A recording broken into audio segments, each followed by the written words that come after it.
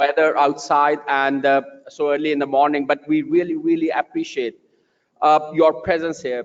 The conversation is not a one-sided thing. We need the participation. We need people to really deliberate it through their questions, through their ideas.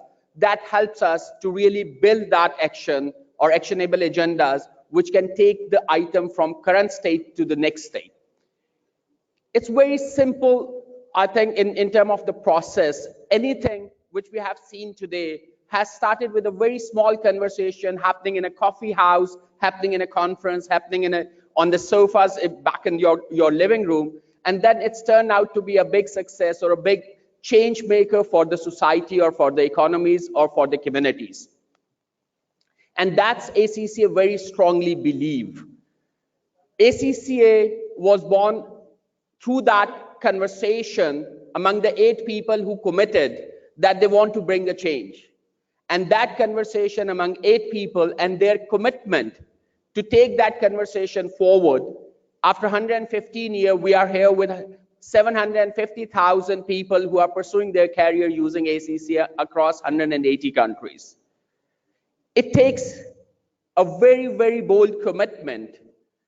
It takes a very authentic view, and it takes a very inclusive approach to really drive that conversation into something which can really make and bring the change and impact in society. It's very easy to get consumed in the conversation around the pessimism, around the failure, because it's easy to predict, particularly in our society.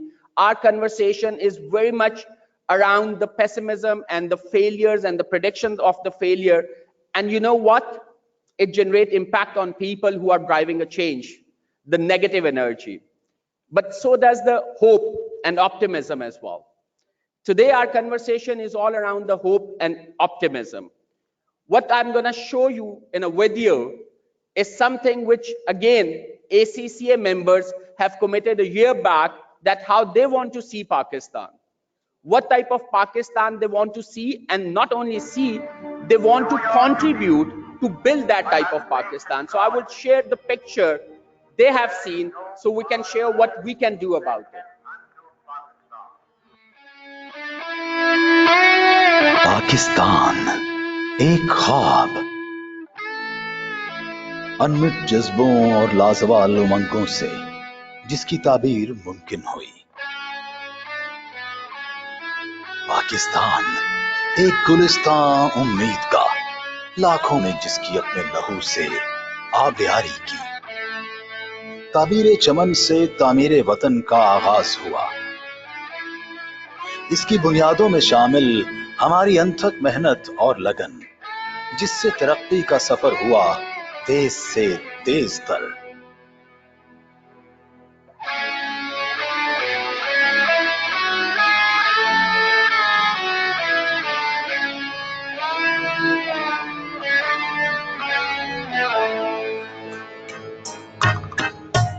हमारी क़ुव्वत इरादी बनी हमारी पहचान, और दुनिया में ऊंचा हुआ पाकिस्तान का नाम।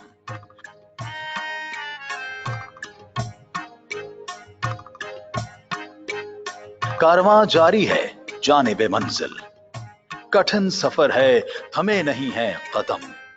नया सूरज यहीं से उभरेगा, खुशहाली का चश्मा यहीं से फूटेगा। इल्म हुनर से हर सू चरागां हो रहा है, तामीरे वतन का जज्बा फरावां हो रहा है।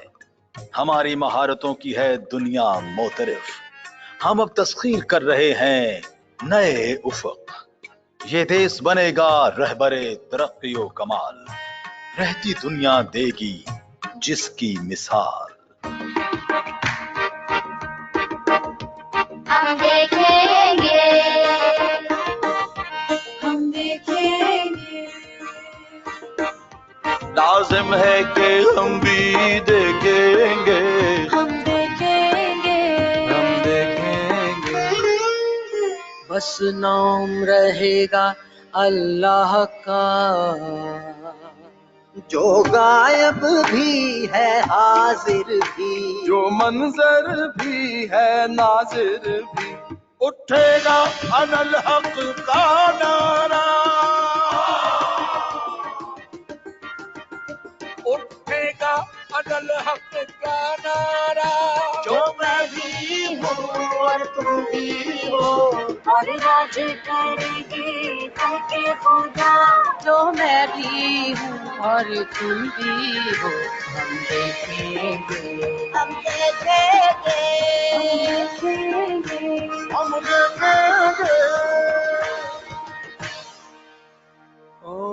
देखेंगे।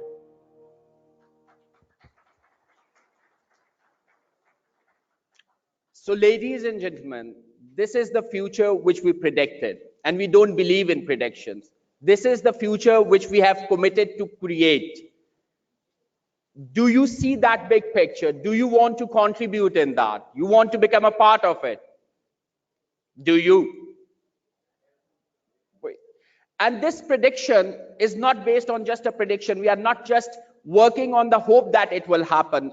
There is a full-fledged commitment, and we are tracking our progress around it. So I would like to share with you what we committed and how we are tracking it and where we stand as we speak today.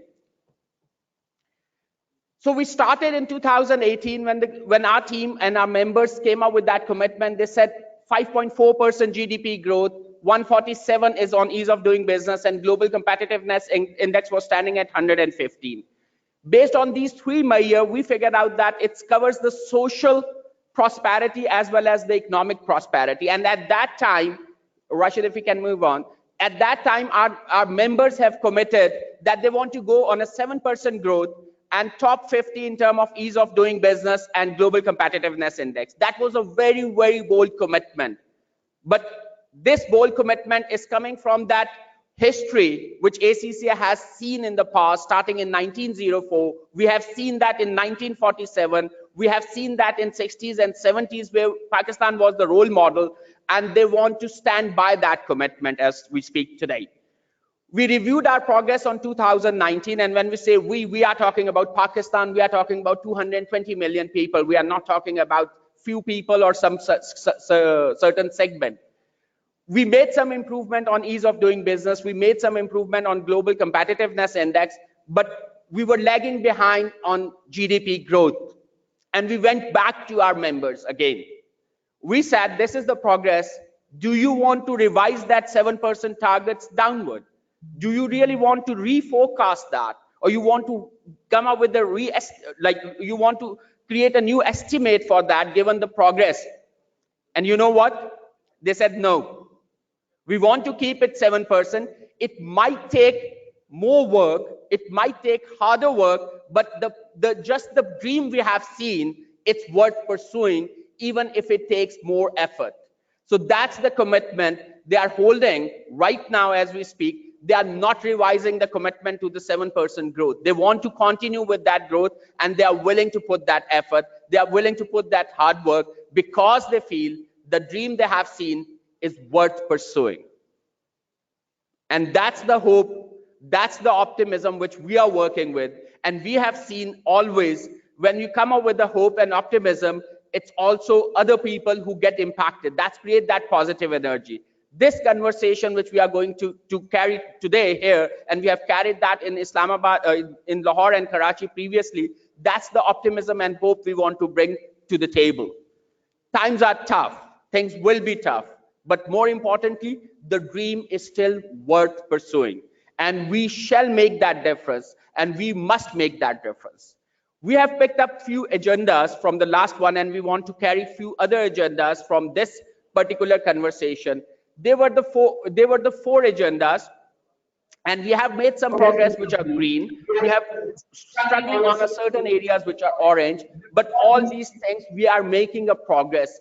It may not be visible as much as we would like that, but it's moving. The direction of the journey is right. And today we will be building a new conversations. We would be building the new agendas, and we need your participation in that, because the dream which we have just shared with you, it's worth pursuing. And we shall and we must pursue that. Thank you very much.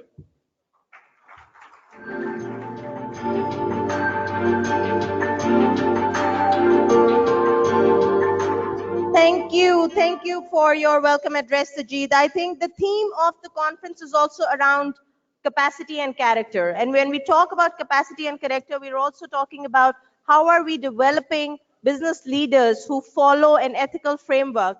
And ACCA is rightly positioned to do so with their qualification and the rigor that they put in the work experience as well for their ACCA members. When we talk about emerging Pakistan, ladies and gentlemen, it's very important to also understand that how does the spectrum looks like on the other side. So the next person that I'm going to call up on the stage personifies the concept of emerging Pakistan, and he runs one of the fastest growing companies of Pakistan. It has been an immense pleasure to hear from him, and I'm sure you'll all join me in welcoming Mr. Sajjad Sayed, the Chief Executive Officer of Excellence Deliver. Give him a huge round of applause.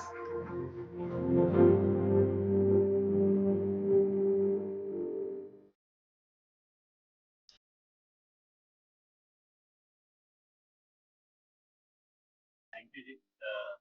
And thank you very much for such wonderful words and accolades. I'm not sure we deserve them all. First of all, thank you very much. I'm indeed proud and honored to be part of this ACCA's event.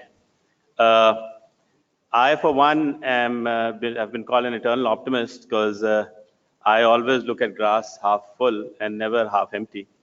When I was told to speak, I was told by Sajid that I need to tell my story. So here it is. We started in 2008 with about 200,000 rupees, having left one of the largest IT services company in the country, or IT software companies in the country, heading that. And it has been a phenomenal journey. We've had our ups and downs. When we started the company with two people, I thought about myself that what are the reasons, what are we all about? So we base our companies on 4 core values. The first and foremost being unflinching integrity. So we made it a point that we will never do anything which does not reach our levels, our values, systems. So for instance, first thing we said that, we will pay our tax as per law. If we have to import anything, we will pay custom duty as per law, and we will not pay a penny of speed money or give a penny to the taxman. It wasn't easy. It took us a few years. I remember कि पहली दफा हमने कुछ सामान import किया, and my admin manager comes to me and he says that there's a certain amount of speed money which is needed to get the things out early. And I said, we'll keep on fighting, go to the courts, go to whatever, but we are not going to pay a single penny. We paid about 10 or 15 times the value of it. We paid the demurrage, but we did not give a single penny. 8 years down the road, अब हमको वो कहते हैं पागलों की company है, because they know that we'll take the hit, we will not compromise on our core values, we will not give them a single penny, and now it has become a competitive advantage because our cost is lower. So it takes a while. So what I'm trying to say is integrity at the end of the day is a good business practice. It's a profitable business practice. It is a difficult road, nonetheless, but it is a good business strategy. Our second thing, of course, was passion. For those of you who know me, I'm an extremely passionate person. Saqib over here from SAP. We do whatever we believe in. We absolutely love our job. Third, of course, was customer centricity. To everybody who's starting a new business, whether in government or starting a new operation, customer is the king. You actually have to treat him like that. And fourth and foremost, superior profitability. So these were the 4 core values we started on. Over the years, we invested in our HR, we invested in R&D, and we kept on becoming more and more agile as we grew larger and larger. And today, we are honored, I'm very honored to say that we were the first company that obtained platinum status with SAP. And just to sort of tell you what the value that is, there are about 80 platinum partners in the world, platinum SAP partners in the world. We are probably, and every other platinum partner is a multi-billion-dollar company. We are not there yet. Inshallah, a day will come and we'll be a billion-dollar company. But we were the first company that achieved it, and we were competing in a space which had the biggest global brand names operating on. And there were companies in the business for decades, but they had not achieved that status. And they had not invested in innovation. And also innovation is another thing where no matter which business we are in, the business model has to be agile and it has to be innovative and it has to change with time. And partnering with the largest companies in the world helps you get into the ecosystem. For instance, today we've started investing in AI. We've started investing in Internet of Things. So we established a department, and we really couldn't afford it at the time, called Innovation, Center of Innovation, about 5 years ago, about 3 years into our life. And we started looking at these emerging technologies about 5 years ago. And at that time, the investment that we did then is now paying value to us today. Just last week, we started working with an FMCG company on deciding how we can use SAP's Leonardo, which is their AI platform, in predicting their sales. So we are developing models and use cases for Pakistan. We are making these bots or intelligent machines with Pakistani data sets on it. That is something which has never been done. Whether we succeed or we fail is frankly immaterial. Again, another fantastic thing that we thought we would do is we set up, along with government, and government is supporting us in that, in setting up one of the largest e-commerce portal for artisans and artists of Pakistan. We set out teams. We found about 1,200, and now I'm told about 1,300 artisans all across the country. They are the people who make crafts like hala ke lamp, like pottery and cutlery and furniture and textiles, and we are bringing e-commerce to them in some of the most remotest cities of this country. And the beauty of the entire model is that 90% of the transaction value goes to the actual artisan, which is sitting in some of the most remotest parts of this country. So if there's one message I can give to the business leaders here today, is the reason for our fast success has always been our commitment to our integrity, where we have, and we call it unflinching integrity. We are not even going to flinch or think about the fact that, if there's a business expediency, we'll compromise on the core values. We don't. If we have to lose, we lose. The second is the agility of the business model. And third, be always open to innovative ideas. Because I believe these are the things in this day and age which will transform the business. Having said that, I again thank ACCA, and one of the reasons that we are so close to ACCA is because these are the values they inculcate in their members as well. We hire a lot of them. We train at any point in time. We are training about 200 ACCAs in our various training programs. And we will continue to be part of this collaborative relationship. And I was just talking to take this particular model that has worked very successfully in Pakistan to a global level. And as company, we now have global ambitions. We've opened up in Qatar, we've opened up in Saudi, we've opened up in Dubai. We recently bought a company in Australia. We're setting up in UK and Canada. With this, I thank again ACCA for the wonderful organizing such a wonderful event.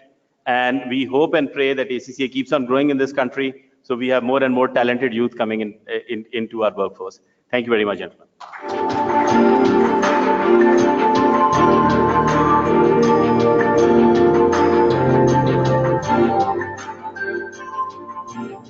Thank you so much, Sajjad Saab. And yes, when you were speaking about agility and innovation as one of the key parts of a business model, ACCA, yes, in 1904, when they started off with the concept of setting up the association, they came up with these 5 values around innovation, opportunity, diversity, and opportunity.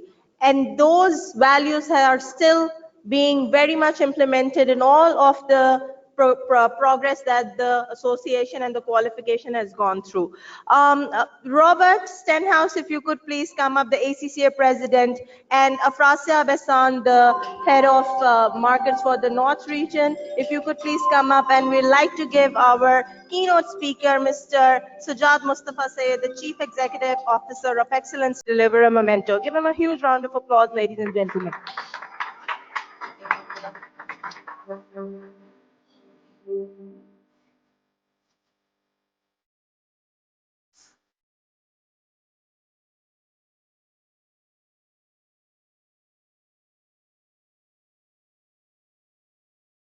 Thank you, Robert. Thank you, Afrasia. Thank you, Sajjad Saab.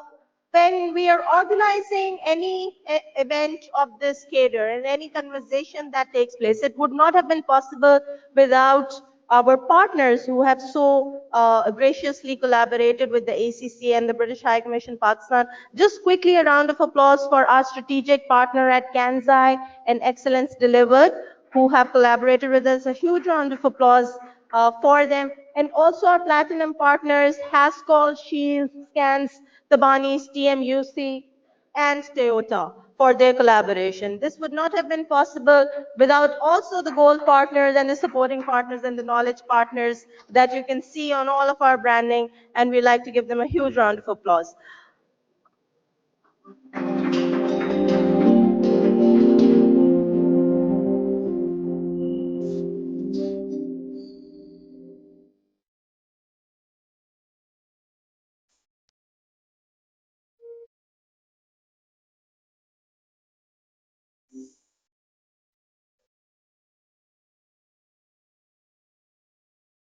So, ladies and gentlemen, I'd like to also welcome our chief guest for today, Mr. Asad Umar, the Minister of Finance, Revenue and Economic Affairs.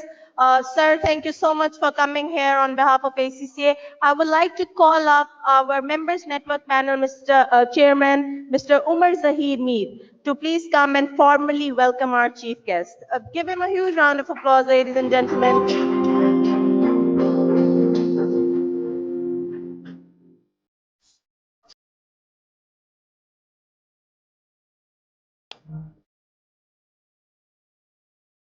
Hello, Assalamu alaikum, and welcome to all of you. It's an honor and a privilege to welcome a personality which has taken the imagination of our nation by storm. Someone the youth of Pakistan looks up to, and a renowned name in the business, professional, and political circles alike. A success story in all these arenas. I've personally been blessed to have worked with and under his leadership. As for me personally, he is a mentor, a senior, a dear friend, and above all, an icon I also look up to. And one thing that you often find with icons is the sanctimony they have. But with Mr. Asad Umar, you'll find that he's extremely humble and down to earth. So, ladies and gentlemen, I would request you all to put your hands together for a very warm welcome to our chief guest, Federal Minister of Finance, Mr. Asad Umar.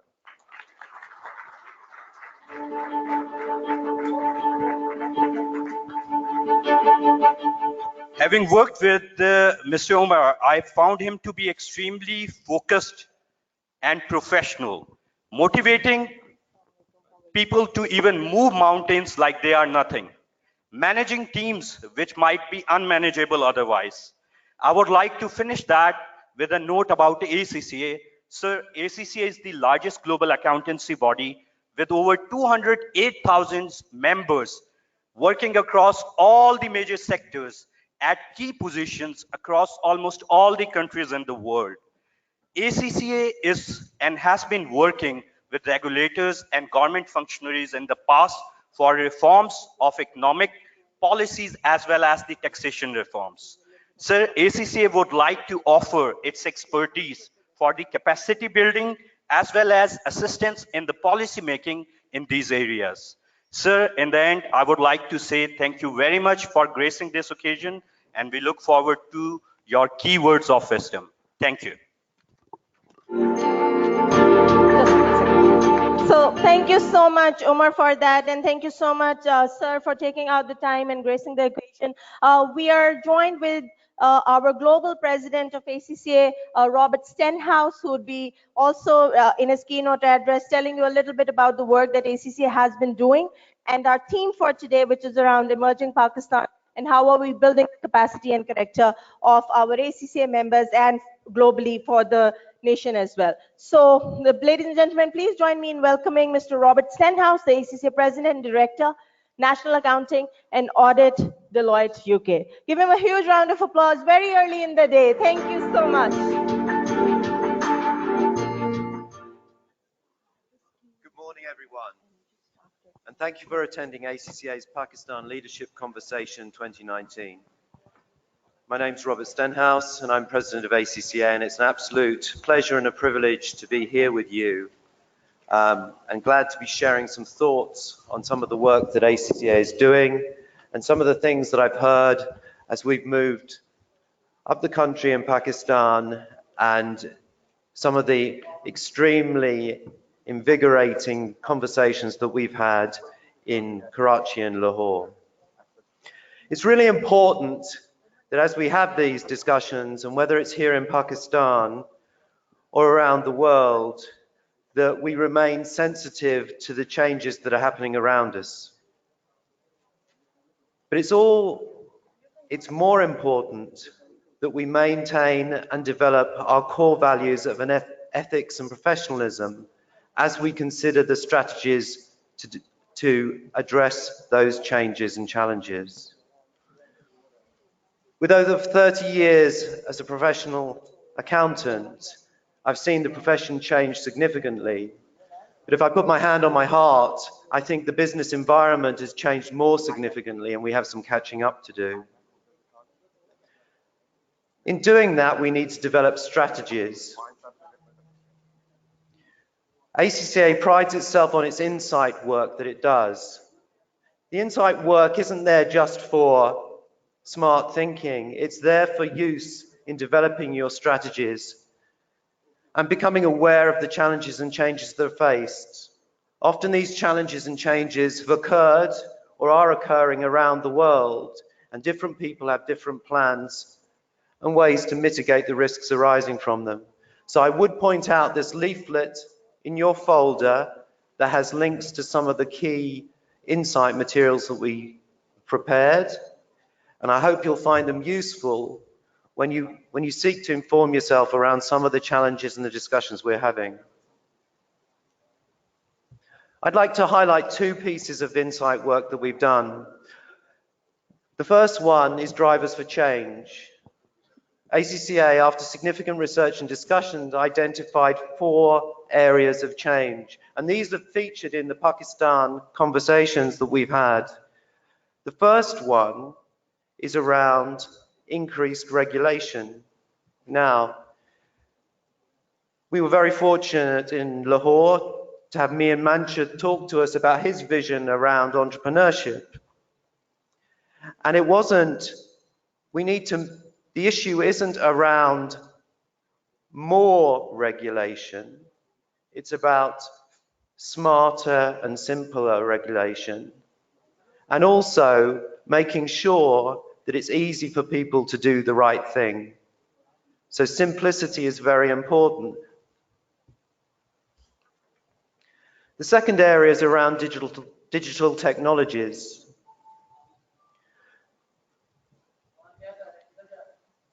It's really important, if Pakistan is seeking to address the challenges that it faces around and take advantage of the opportunities it has in its economy, that it actually embraces what people are calling the 4th industrial revolution. And in doing so, there is an ability to leapfrog other economies who will be stuck with legacy technology. Where might you see that? You might see that in the digitization of your tax system, which potentially provides an opportunity to simplify tax for the majority of taxpayers who have simple situations. And also the wider use of contactless payment technology, which should, if used in an appropriate way, provide advantages to everybody and actually reduce the informal economy. The third driver for change identified is globalization. And that's the awareness of, and we've seen it in the KPIs that have been identified, the ease of doing business. So if it's difficult to do business, the risk of business transactions in a jurisdiction increases, and people just go elsewhere. And in an environment where you have huge opportunities from EPEC and inward investment, as we've seen as what's happened this week in terms of the discussions that have taken place, it's very important that a global mindset is introduced so that people get confident around their ability to do long-term sustainable investment in the country. The final driver for change is the increasing public interest expectations that we see from around the globe, from a younger generation, and that's embedded in fairness and doing the right thing. And it becomes more and more important, especially as you have a very young population, that actually, as professional accountants, we challenge the way wealth is created, whether it's created sustainably and also fairly. So I do encourage you to use the insights, materials that have been created when considering the solutions to the issues that you're facing. The second part of that is actually, if we're going to have a vibrant accounting profession, what characteristics do accountants need to have if they're going to help solve the problems? So the first is no doubt technical and ethical competencies. The ACCA research identified 7 aspects, 7 quotients that were identified, and these include the ability to acquire knowledge and learning and reasoning and solving problems. Even more so, emotional intelligence, the ability to identify your own emotions, and empathy for the emotional position of others. And that's particularly when you're considering cross-cultural and international trade. Creativity is important too, using existing knowledge in new situations and to explore new entrepreneurial ideas, especially if you wish to stimulate SMEs in your country.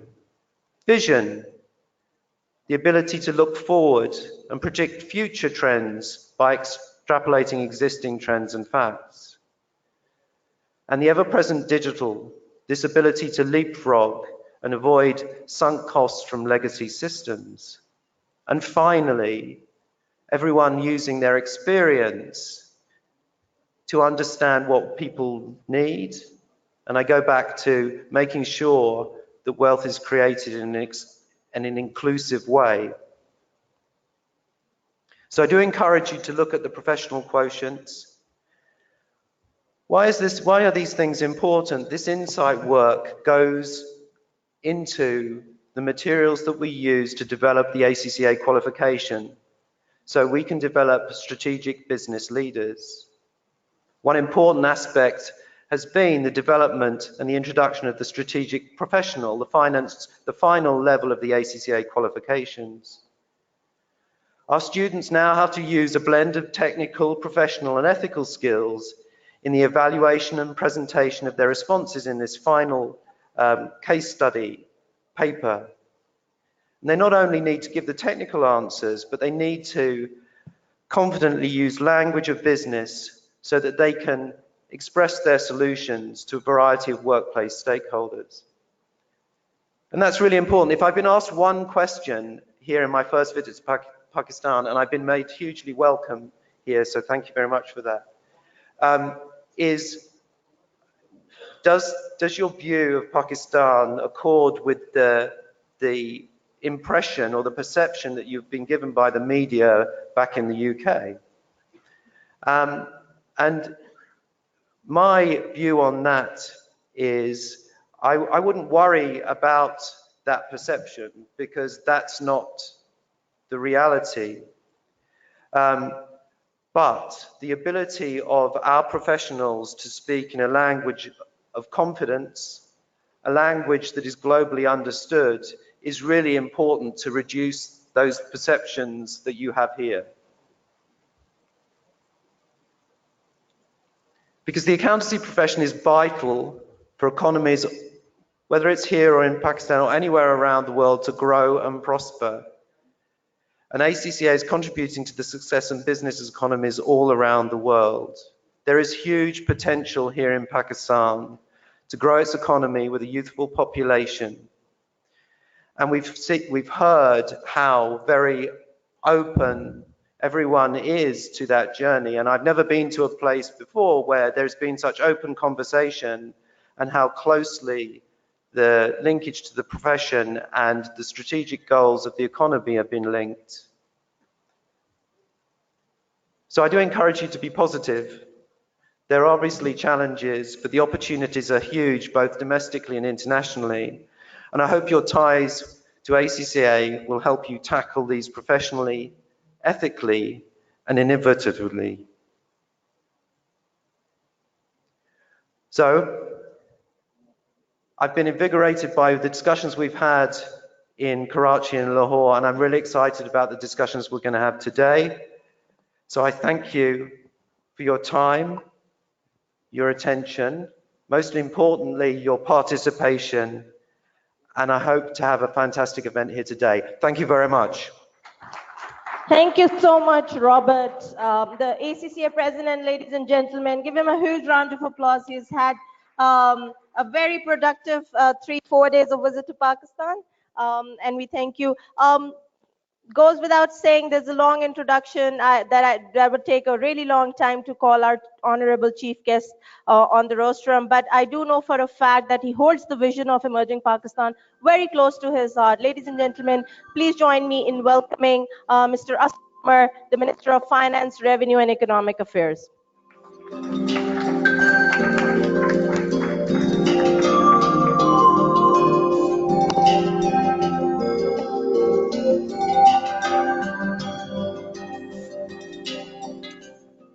Bismillahirrahmanirrahim. Assalamu alaikum. I like the theme, emerging Pakistan. And I also like the fact that we are talking about strategic business leadership or strategic leadership, because emerging as it might be, it ain't going to emerge unless we have strategic leadership at all levels. Maybe probably the first presentation that I developed, which I presented outside of Engro at public forum, was a presentation titled Leadership in the 21st Century. And my whole premise of that presentation was that value creation in the 21st century entirely comes, not largely, not mostly, entirely comes from the quality of human resources and how you use them in an organization. And I remember even at that point in time, I'd said what is true for the organization is true for society as a whole or a country as a whole. And the line that I used to use was that if you can maximize the potential of every single employee of the company, you'll maximize the net present value of the firm over the long run. And that's the challenge for Pakistan today as well. I think you can say safely that the biggest gap in the world between potential and reality is today's Pakistan. The potential is absolutely staggering. And the reality is very far from it. We talk a lot about perception, and perception clearly is worse than the reality. But the reality is also, while not being as bad as is portrayed outside Pakistan, but it is certainly not a reflection of what the potential is. It is certainly not a reflection of where we should be. And if you pick it and try and pick up a single variable of why that's not happened or why that gap still exists, the answer is leadership, and the leadership at all levels. So putting the right people in the right jobs is absolutely vital to fully utilize this potential of Pakistan. And in that, the role of professionals becomes absolutely vital. मुझे कोई नजर आ गया इस वक्त audience के अंदर, और हम किस तरीके से टैलेंट जाया करते हैं, और हमारा इस वक्त जो सरकारी निज़ाम है वो कितना inadequately placed है to tap the talent available in the country, is के हम shortlisting देख रहे थे एक CEO of a public sector financial institution के लिए, और उसकी shortlisting की मैं लिस्ट देखी और कोई पता नहीं नंबर 27 पे एक शख्स का नाम था, who is known by everybody to be one of the most competent bankers in Pakistan of his generation. And I asked him, so I started asking questions कि ये कैसे शॉर्ट लिस्ट तैयार की है. So I asked him a very simple question. मैंने कहा ये बताएं कि अगर, चलो I will not name the institution, नाराज हो जाएंगे उसके ग्रेजुएट्स, अगर फलाने इंस्टीट्यूशन का एक शख्स एमबीए की डिग्री है उसकी और एक हार्वर्ड या स्टैनफोर्ड का एमबीए है, तो आपके सिस्टम में पॉइंट्स बराबर हैं? उन्होंने कहा जी बिल्कुल बराबर है. और मैंने कहा अगर उसके पास एक एमबीए की डिग्री के साथ एक किसी इंतहाई कमजोर डिस्ट्रिक्ट के एलएलबी की डिग्री भी हो तो फिर उसके नंबर ज्यादा है? उन्होंने कहा जी फिर उसके नंबर ज्यादा है. सो द होल सिस्टम, और ये बाकी तो चैलेंजेस थे ही थे कि हम हमारे सोसाइटी जो है वो अभी भी इट इज स्टिल इमर्जिंग. एनाटोल लीवन की किताब किसी ने पढ़ी है, Pakistan a hard country? It is probably the best book written about Pakistan, and it's absolutely phenomenal how he's understood the Pakistani society. मुझे तो लगता है उसकी एनाटोल लीवन की अंडरस्टैंडिंग पाकिस्तानी सोसाइटी की मुझसे बेहतर है. And he explains why these kinship networks, या जिनको हम बरादरी कहते हैं, why they're vital in Pakistan. But उसका फिर harmful, उसके अच्छे effect भी हैं. There are very positive things about that brotherly system also, but उसके negative impacts भी हैं. So एक तो बहुत सारा है कि I personally feel that I owe it to those जो मेरे रिश्तेदार हैं, दोस्त हैं, भाई हैं, बरादरी के हैं, कबीले के हैं, कि it is my job to make sure that the best people necessarily don't get put into a job, but those जिनकी मेरी जिम्मेदारी है, they get put into those jobs. There are political affiliations के issues, etc. But there's capacity limitations also. And that's what needs to be addressed, and that's what Dr. Ishrat is working on right now, a complete revamp of the government structure, its recruitment, promotion processes. क्योंकि जब तक आप professionals को attract नहीं कर सकेंगे, जब तक आप उनको groom, develop नहीं कर सकेंगे, तो वो जो आपको quality of governance चाहिए मुल्क के अंदर इसको potential पूरा करने के लिए, वो आप नहीं कर सकेंगे. And in that, the role of professionals of all types, Pakistan mein, from marine engineers to geologists to accountants and every other profession is absolutely critical. But obviously I'm talking in the context of the government system. Private sector के अंदर यही है, जो companies जो हैं सबसे well developed HR systems बना लेते हैं, they have the ability to attract quality professionals and groom them and develop them and promote them, are the ones who are the most successful in the long run. And I know that ACCA has been contributing to the development of professionals in Pakistan. I remember probably almost 20 years back, 15 years back, I would have come to the first ACCA event. I think it was in Lahore, the first time I was invited. And उस event के फौरन जाने के बाद उस वक्त तक Engro did not recruit ACCA. So I went back and had the policy change, and then we had a number of ACCAs come and work for the company, and the quality was very, very good. I'm sure with time they have gotten better. So I'm glad to see the emphasis or the importance that ACCA places on Pakistan, the work that has been done here, the professionals that have been developed, the professionals who are in, many of whom are in this room. And thank you very much for inviting me, and I hope you continue to contribute. And this, the only thing that I will say is gear up your numbers, because the demand pool is about to go up tremendously for professionals. So let's plan for not today, but for tomorrow. That's the other thing that I noticed in leaders, visionary people. Leaders have vision. Leaders think of tomorrow. और मैंने note किया अपने career में, sorry, I was about to wind up, but मुझे उससे ख्याल आ गया चीज का. Even very, very successful, very intelligent people, somehow in my mind, I visualize कि in their brain, there is a barrier. आप समझ लें कि आप F6 में या F7 में हैं और सामने आपके मरगला का माउंटेन है, तो आपको उस तरफ नजर नहीं आता. And the real visionary leaders are the ones who are able to look beyond that mountain and see what lies beyond it. And therefore, great leaders will be able to look at what tomorrow is going to bring. एक दफा किसी ने पूछा था किसी footballer से very very successful goal scoring records थे उसके, उन्होंने पूछा कि एक गोल स्कोरर की सबसे बड़ी क्वालिटी क्या होती है? स्पीड होती है, ड्रिबलिंग कैपेसिटी होती है, स्ट्रेंथ होती है? And he said none of the above. The most successful goal scorers are the ones who have the ability to forecast where the ball will be and be at the right place at the right time. So I'm hoping that ACC as an institution will be able to see where the ball is going and will be able to be at the right place at the right time. Thank you very much.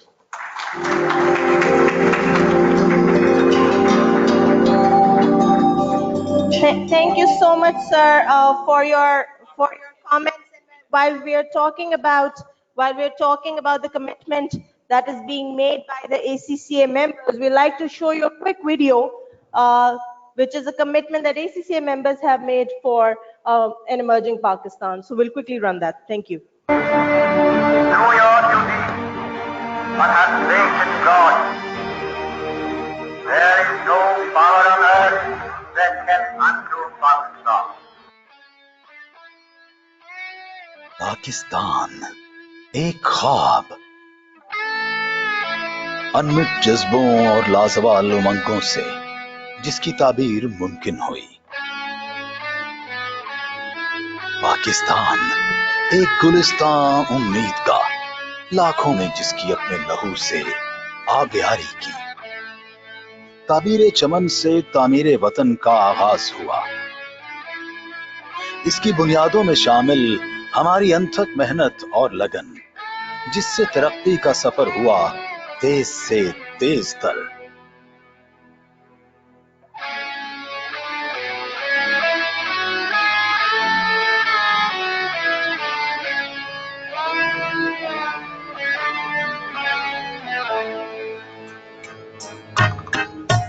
हमारी कुव्वत इरादी बनी हमारी पहचान, और दुनिया में ऊंचा हुआ पाकिस्तान का नाम।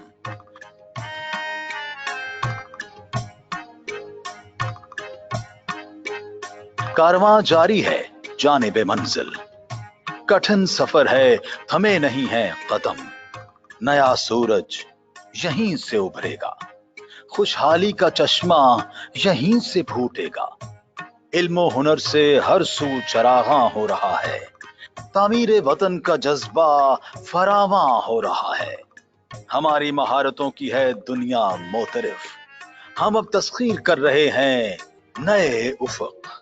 ये देश बनेगा रहबरे तरक्की व कमाल, रहती दुनिया देगी जिसकी मिसाल।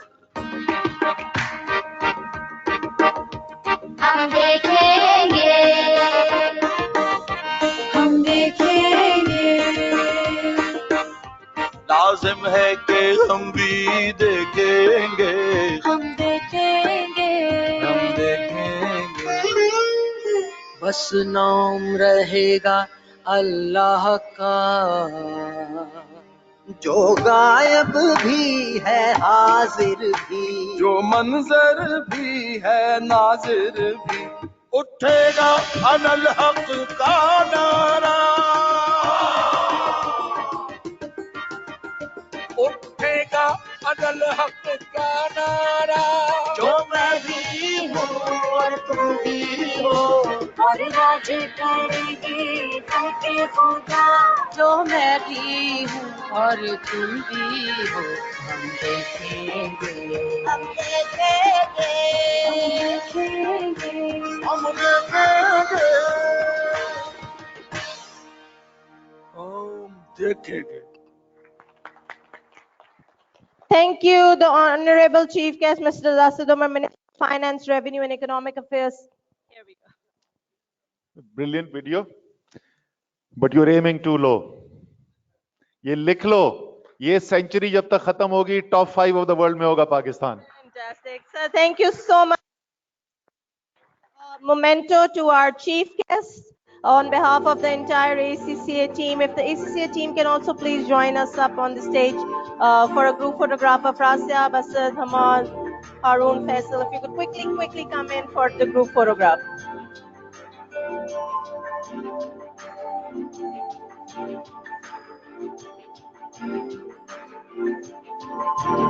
Ladies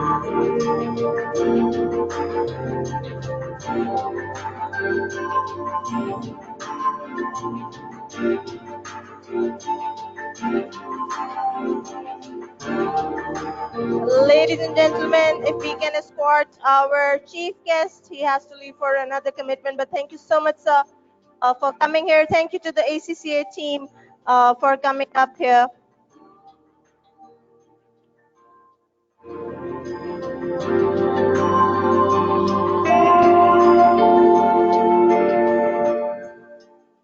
All right, so we're now heading off to start off with our first panel discussion for today. And before I do that, there's a little bit of housekeeping. We would want all of the audience members to be involved with us. So the entire discussion, we have an app available, slido.com. If we can just flash the image so that everybody can see. This is the app that we'll be using for collating any questions or any polls that you have for this particular panel discussion. The theme for panel discussion is business models of the future, convergence of emotional intelligence and artificial intelligence. And we are discussing what possibilities arise by focusing on artificial intelligence as a key area of work. So all the conversation, you have any questions, our online attendees who also have any questions can also park their questions on this. And the hashtag that you have to use for that is PLC5. So for this particular panel discussion, please use PLC5 as the hashtag. Another thing, this particular app is completely GDPR compliant. ACC is very high on global data protection, and there are no emails or no numbers that will be asked for you to link up to this. With that note, I would like to officially begin the first panel discussion, and we're pleased to have our keynote speaker, Mr. Yusuf Hussain, the Chief Executive Officer of Ignite with the National Technology Fund. Ladies and gentlemen, please welcome Yusuf Saab. There are quite a lot of achievements that he has under his belt. He's going to share some of them. Please join me in welcoming Mr. Yusuf Hussain Saab.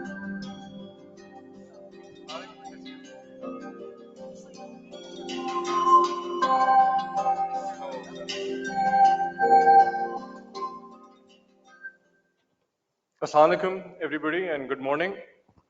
It's a pleasure to follow after, I think, some very substantive talks.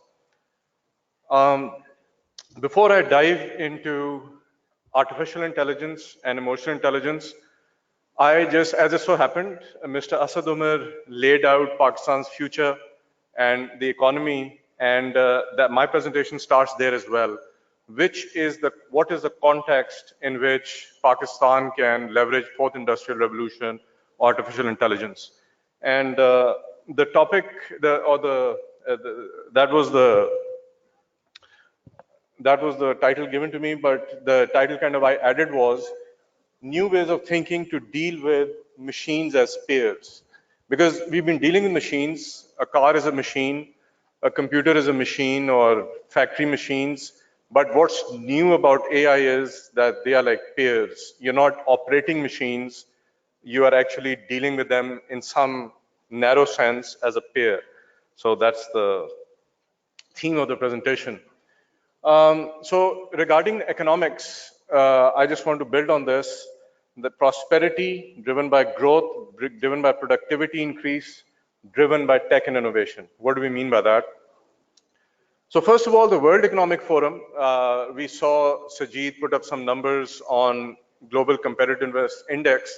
So the Global Competitive Index says that there are no examples of countries improving the welfare of their populations without economic growth.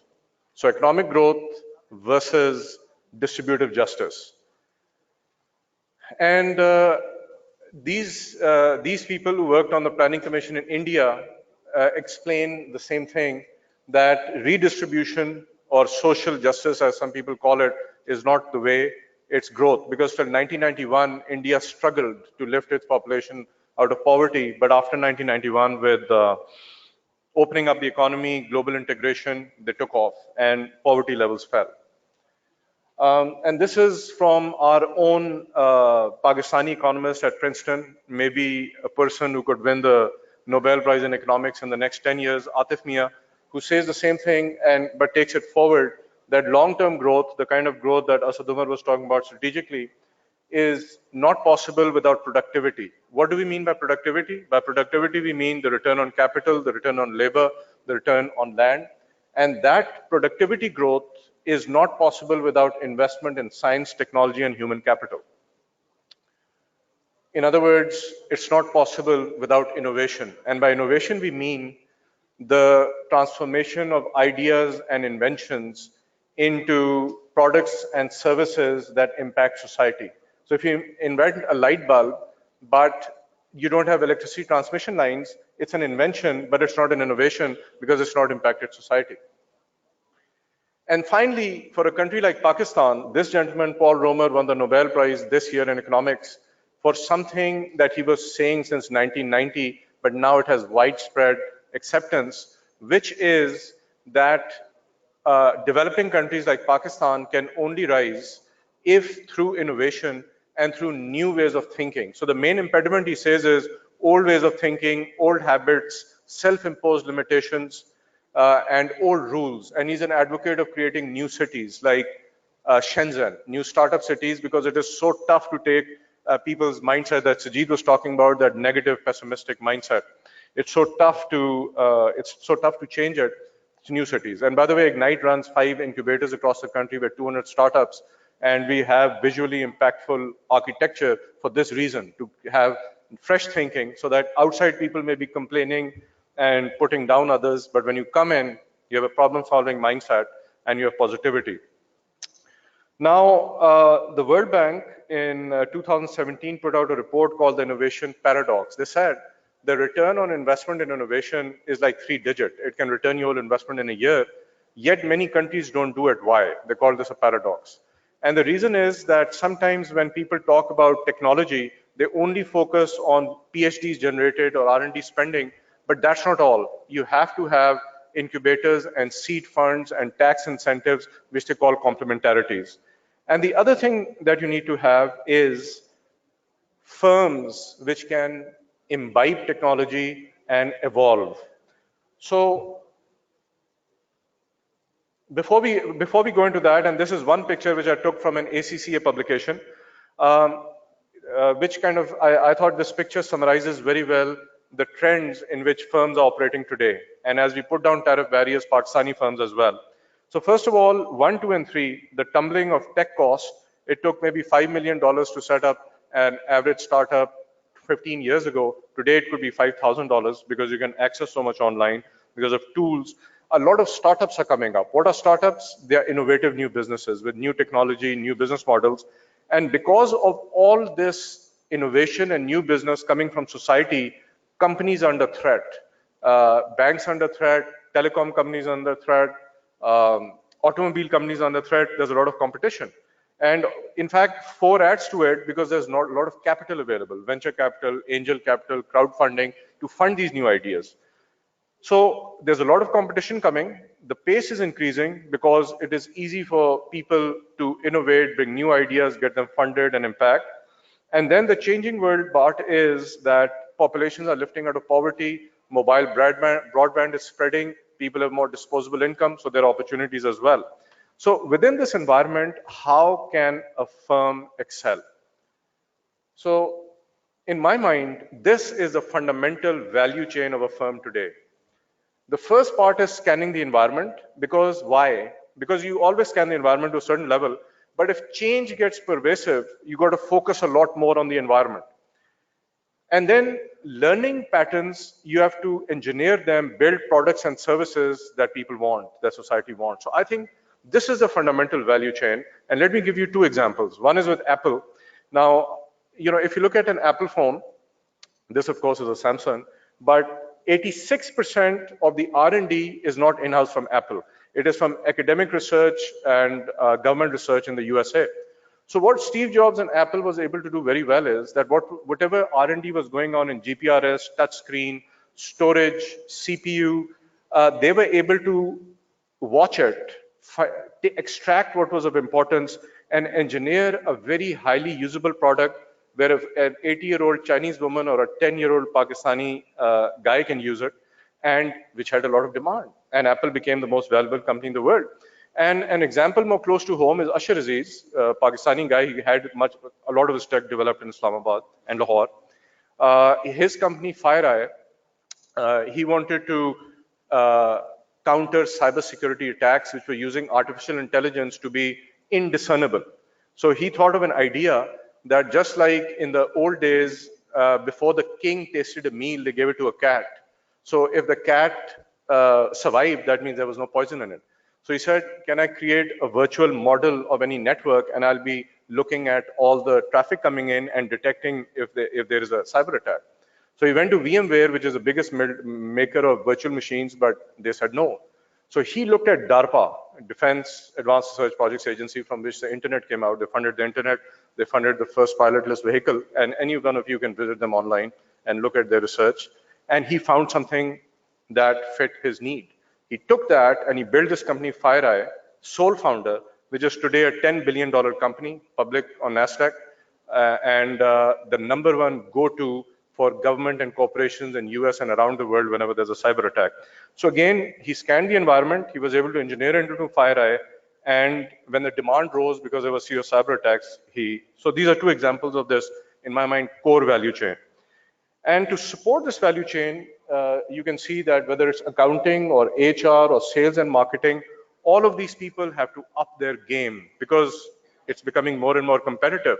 So they have to find newer ways of adding value. So that's what the firm has to do. And by the way, the same World Bank report has a great graph on if firms get training in customer service and IT and support in each of these areas, in terms of being able to scan the environment, improve their service, and sell, the value and revenue of that firm just escalates. It's like it just shoots up. So there's a lot of value in training in these areas. Finally, artificial intelligence. So first of all, what is artificial intelligence for the non-technical people? So artificial intelligence is like human intelligence. Why? Because it's not only rationality, which can be embedded in the code we've had since the last 40 years, but it also incorporates human intuition. And why is it becoming widespread now? Because computing power has increased so much, cost has gone down, and there's so much data available that you can churn that data and do what is called machine learning or deep learning, and AI can become smarter and smarter. And when we say human-like intelligence, these are some of the things that humans do. There are other things like creativity where AI has not gone in, but cognition, recognition. So for example, image recognition, you can see it on your Facebook stream. They can identify people. Speech recognition, you can see it on, let's say, Google Voice Search. This is all in your pocket. Prediction. So predicting what movies you may like on Netflix or books you may like on Amazon that you're likely to buy. This is in your smartphone as well. You're accessing it today. Of course, they also use this kind of prediction to give you content so that you buy stuff. And they sometimes know you better than yourself, so you're losing some freedom as well. And then prescription, for example, medical diagnosis, for example, self-driving automobiles. These are all areas where AI is coming. And by the way, Ignite has funded about 8 AI projects. We use AI to save electricity theft. We use AI to diagnose cattle disease and give them medicine, which increases milk production. We use AI to reduce water required for irrigation. So we are doing a bunch of AI stuff already. And in fact, some good news we heard 2 weeks ago was that UNIDO, the United Nations Industry Development Organization, selected Ignite as the #1 government agency in the world out of 168 countries for its lead in policy and initiatives in the 4th Industrial Revolution. Next, if we come to emotional intelligence, how do you define it? As the ability to control and guide one's emotions to attain outcomes. Now, I don't know how many of you may have read it, but I remember 25, 30 years ago, there was a book published by 2 Harvard professors called Emotional Quotient. And it said they analyzed 4,000 children. I mean, the project went over like, I don't know, 75 years or something, from the age of 5 to the age of 40. And they said the single biggest reason for success was not intelligence or grades, it was emotional quotient. And they defined emotional quotient basically as two things. A, your ability to maintain your motivation level, to get up after somebody puts you down or environment puts you down. And number two, group dynamics, ability to deal with people. So when we talk about emotional intelligence today, it is not really anything new. There are some parts of emotional intelligence which are required already over the last 30 years, which I'll discuss in a bit. But when we talk about AI, I think there are four categories. The first is really the main one. Because AI is replacing so many jobs, what are the new skills you require to survive and thrive going forward? Number two, AI discovering your behavior patterns, like what you want to buy or who would you vote for and controlling you.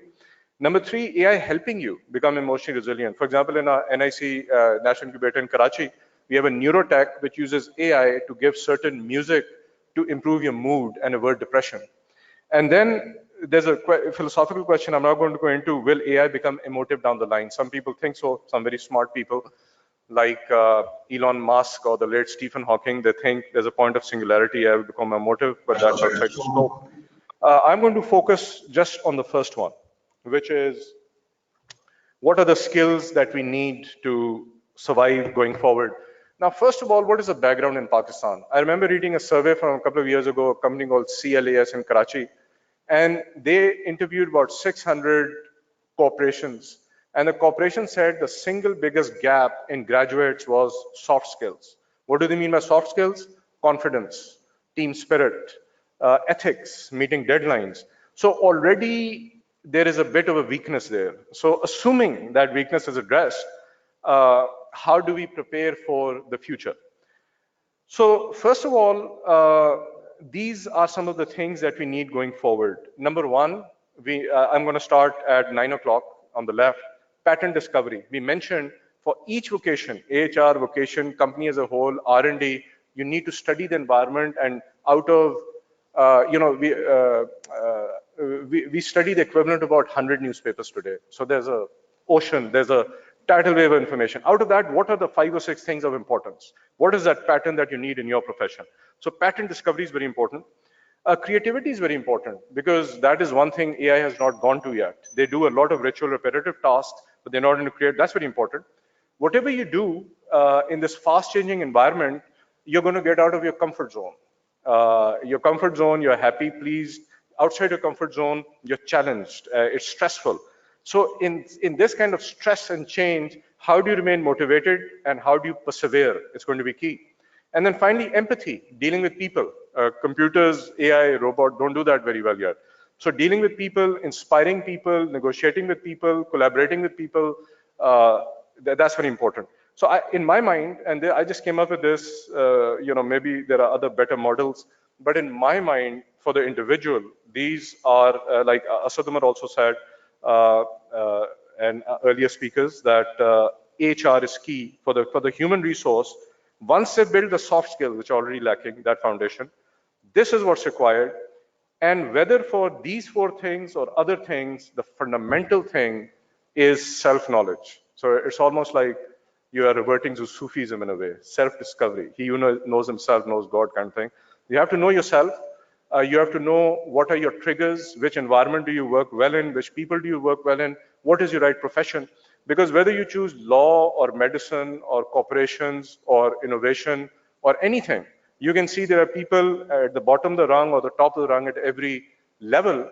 And what differentiates is they know themselves, they are focused, they are passionate. Like I think Sajjad said about excellence delivered, passion. How do you unleash your passion? That all comes from self-knowledge. So I think that is how AI and EI are going to perhaps work together going forward. Thank you.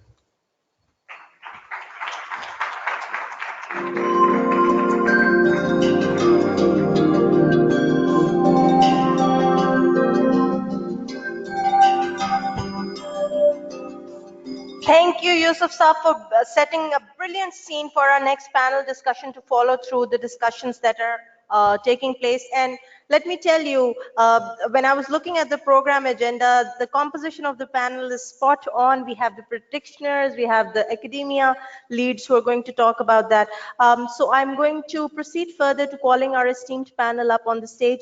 Just to reiterate, for the online webinar attendees and for those of you who are here and you want to ask any questions, we'll be running some simultaneous polls.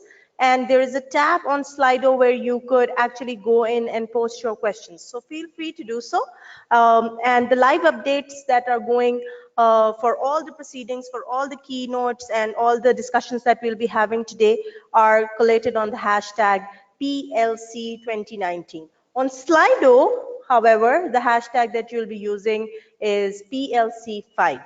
So without further ado, let me start off by calling our esteemed panel members up on the stage.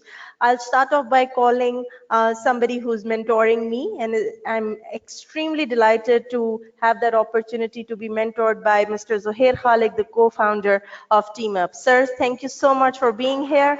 Our first panelist for today.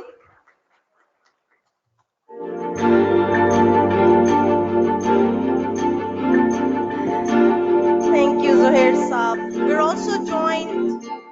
We're also joined by Mr. Saqib Ahmed, the country managing director of SAP Pakistan. Saqib Saab, thank you for being here.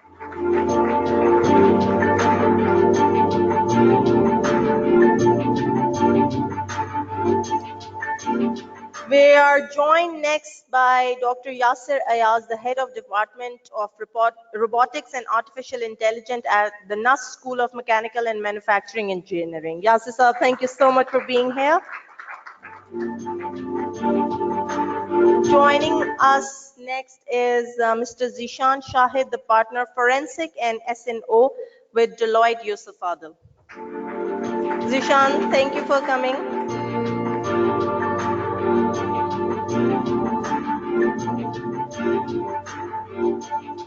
And our final speaker for the day is Ms. Fariha Wajid, the program head, accounting and finance with NUS Business School. She's also the managing partner at Sidder Consulting. Thank you so much, Fariha, for being here. And moderating this panel is Mr. Arif Masood Mirza, the regional head of policy with ACCA.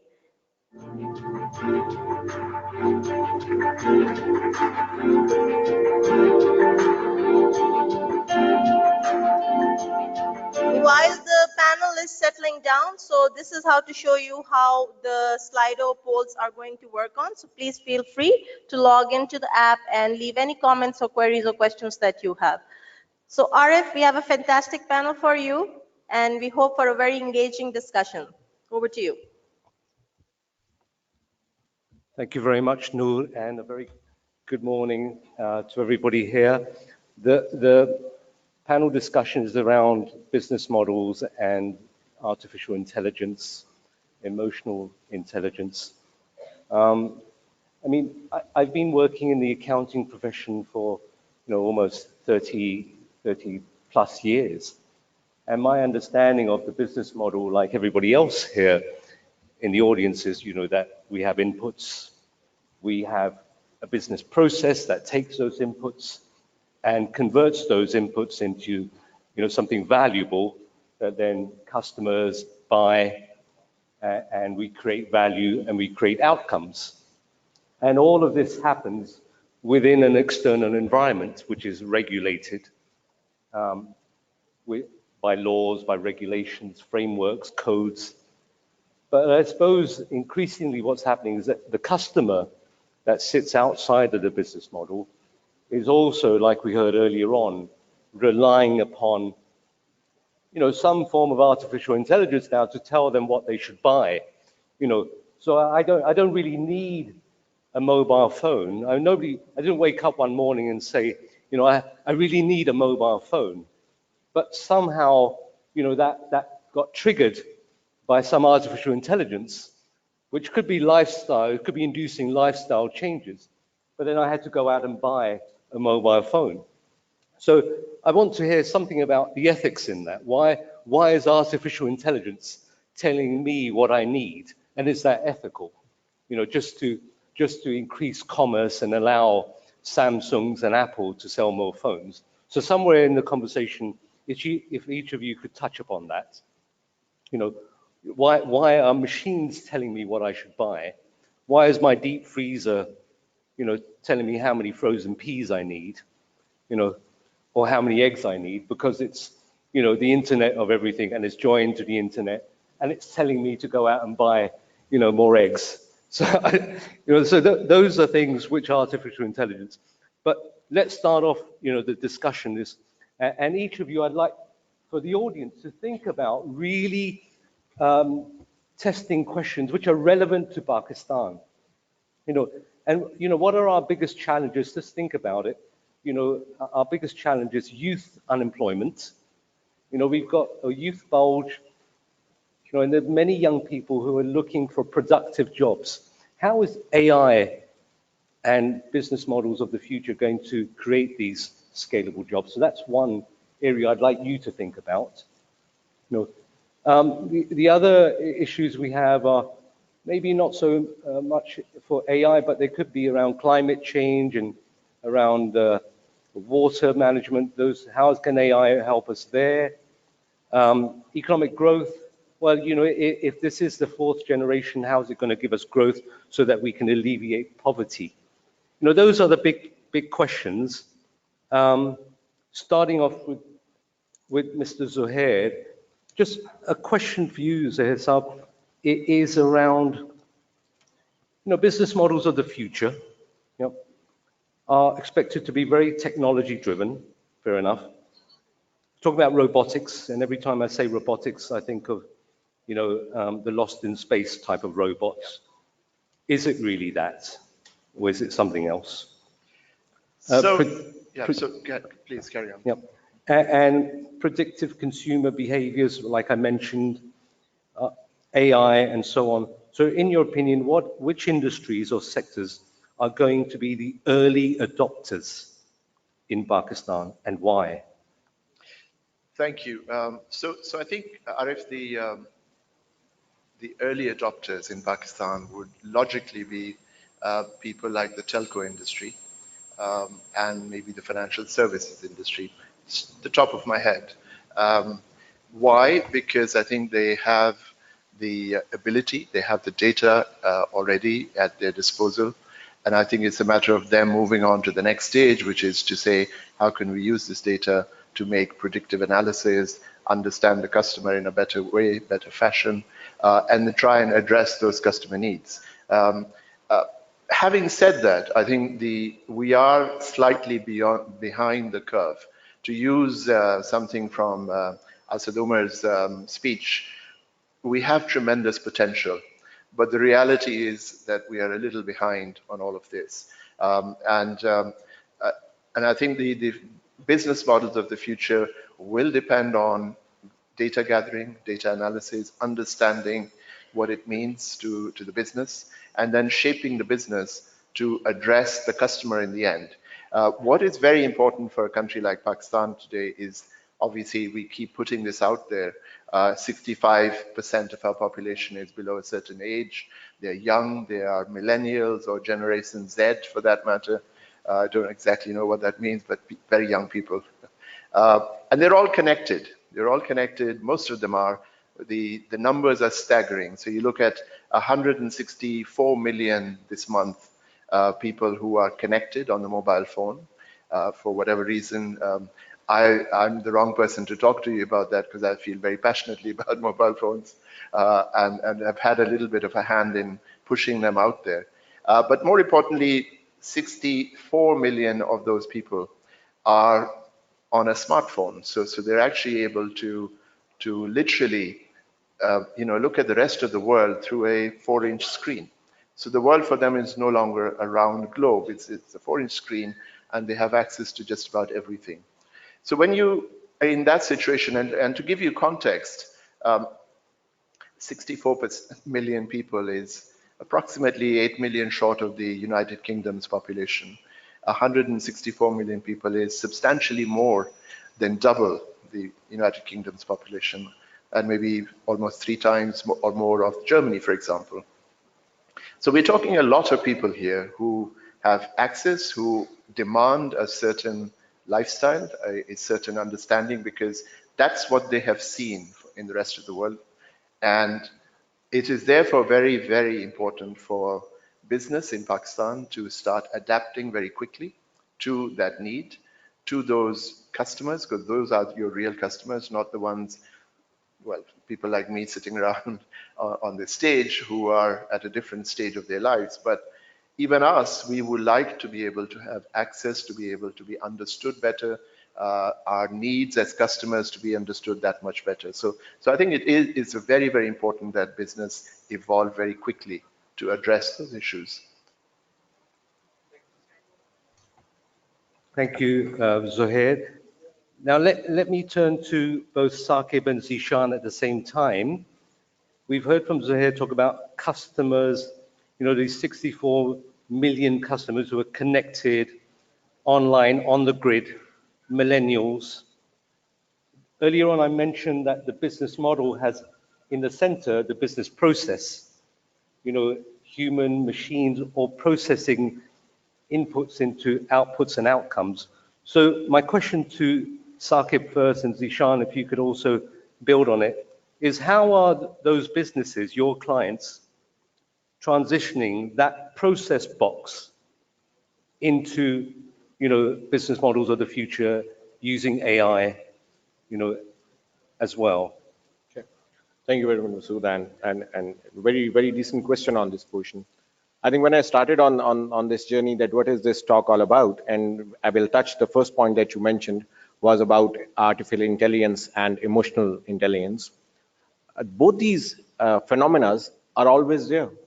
When we were not part of this generation at this point of time, we always have the means and ways what kind of information is available to us. And as Zohair Saab rightfully mentioned, what has changed in this era is that we have all this set of information available on our mobile sets or any other means where we can access them all the time. What has changed over time over here is that we need to make the right decisions at the right time. All the decisions that are done on a personal front or on a professional front or on a company front always require the right set of data to be available for you so that you can make the decision, the best decision for yourself or your companies. What the AI and the emotional intelligence has done with us is, but in terms of AI, we are able to get the right set of information which gives us the right data points which are available in our ecosystems. And what Yusuf Saab rightfully pointed out, that what is required to make a certain environment and certain decision making and a certain business process moving is, you need to know your ecosystem, what is happening over there. You need to know what is the pain point or what is the problem that you want to solve in that ecosystem. And the third thing comes in, how you are going to do that and how you going to use the best human capital that is available from you and utilize that to achieve that business process and the business result that you are talking about. Now, what has happened over a period of time is that we have got the right set of data, and that's what has reached the people at the right point of time. But the emotional intelligence that is required to be done along with it and the passion that is required to be done is still to be linked with this artificial intelligence. I always give this the example that we are talking about driverless cars, for example. They will be coming in, all the artificial intelligence will be working, sensors will be working, and somewhere in this driverless car, some decision will come when this car has to make this awkward decision to come into an accident where there's an 80-year-old guy on the right-hand side and a 6-year-old kid on the left-hand side. And that's where this emotional intelligence comes into picture, that which decision, which tough decision has to be made at very point of time in that split of seconds. The artificial intelligence and this emotional intelligence, we are evolving that path at this point of time. I agree again what Zohair Saab mentioned, that we are behind the curve for the moment. We are the ones in Pakistan, and I want to relate this discussion to Pakistan now, that we are working and going very hard towards our customers. And one of the points that you asked about, that are our customers or are our decision makers ready to make that business process working? Yes, they are going in that direction. At this point of time, I see majority of our customers and majority of the people who are part of our ecosystem who are developing these things, asking the question to ask, what is required at this point of time? What information that you can provide me at this point of time to make the things working, to get the decisions rolling? And I think we are exactly reaching that point of time. And I think we have the right set of people and right human capital in Pakistan and the millennials to make the best out of that one as well. Thank you, Sakib. Before you answer, Zishan, also think about, the fact that we have, 100 million young people, and we have artificial intelligence, and Sakib just mentioned driverless cars. Yep. Driverless cars, aren't really going to help those people who are driving Kareems or driving taxis here, are they? It could result, if we say to ourselves, we're behind, let's adopt driverless cars, potentially you're going to make redundant a lot of drivers. So that's not suitable, is it, for our economy? So how do we pick and choose? If you could touch upon that at the same time, how do we pick and choose the technology that's right for us? Well, I'll try to answer from the recent question upwards. I believe, this example has I positively do not need that dramatic introduction to my response. So, if you can cut down the music, please. It's a bit of artificial intelligence. Artificial intelligence going on there. It just decided to give a dramatic intro to the response. So I believe that this question, this ethical question of choosing between an 80-year-old lady or a 5-year-old kid, it's been repeatedly cited. I'd like to go, give you an example when the world was recovering from the chaos of wars, when the countries sat together and came up with the Geneva Convention. So there were certain questions that were,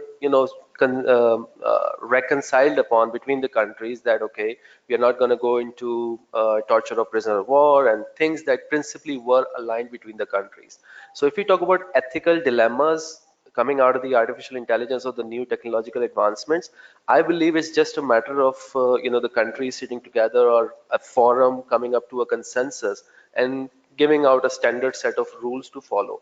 What is going to be more tricky is that an artificially intelligent sales solution is not manipulating the customer in a one-to-one relationship. We all know that you have bots that can chat like human beings in order to provide services. But what if you have a salesperson, an artificial salesperson, initiate interacting with a customer and manipulating based on their personality type into buying a product or actually getting a service or getting into an onerous contract, otherwise they would not want to enter into. These are much finer points which are the ethical dilemmas, and I believe they could not be answered because at the end of the day, capitalism has to prevail. Businesses will look after their own best profit motive, and there's nothing wrong with that, getting profit. I think what we are going to be coming out of as a response as a society is something like standardized protection rules. For example, when the mobile phones were new, every company was making their own charger. People were locked into their own charger. Somebody in the European Union said that no, that's not right. You need to have a micro USB, which is to be standard, to be developed by everybody. So we're going to have to come up with then finer set of standards which need to be implemented by the businesses. And then countries are going to be monitoring that who is taking care of the personal interest of my customers in the best way. That's one thing.